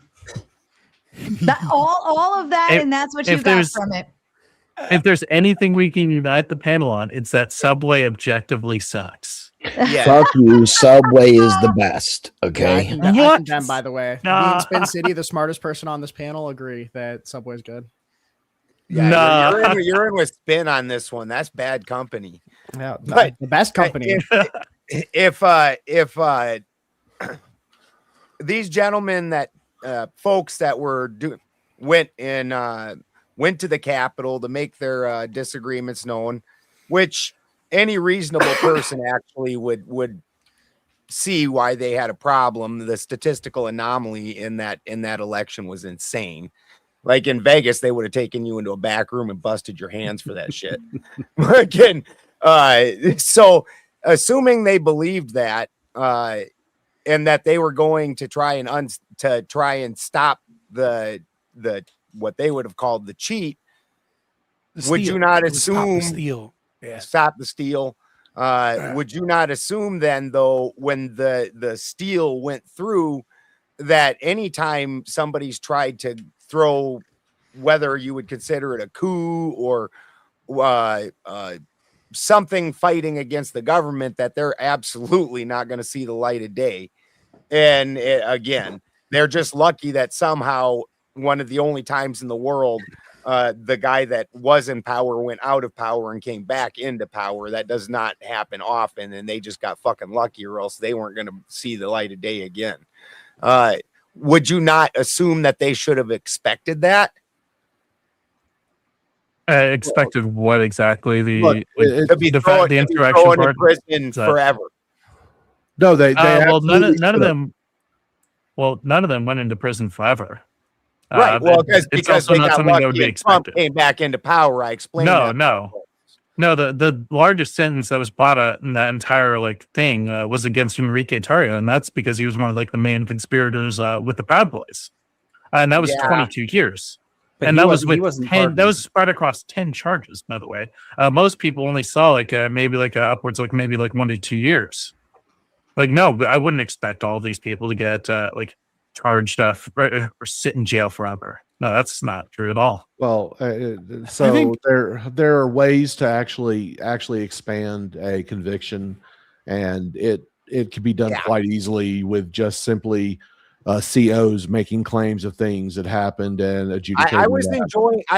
And you think this happened? I was enjoying Bones having a Leave It to Beaver moment with Vibe down here. I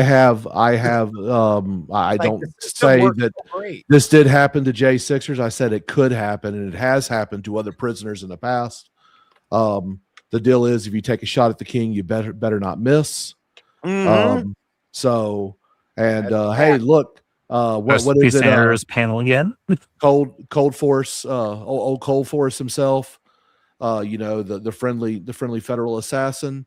He's about to find out why you better not miss.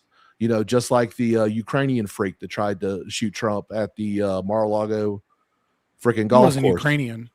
Well, he's a Ukrainian freak. He was one of those everything for fair Ukraine enough. Yeah, types. yeah. So, I mean, that guy will never see the light of day. He never will. He was only sentenced for 25 years, but he will not survive his incarceration, nor do I think Cold Force will either. If you're going to take a shot at the king, you bet not miss. I disagree.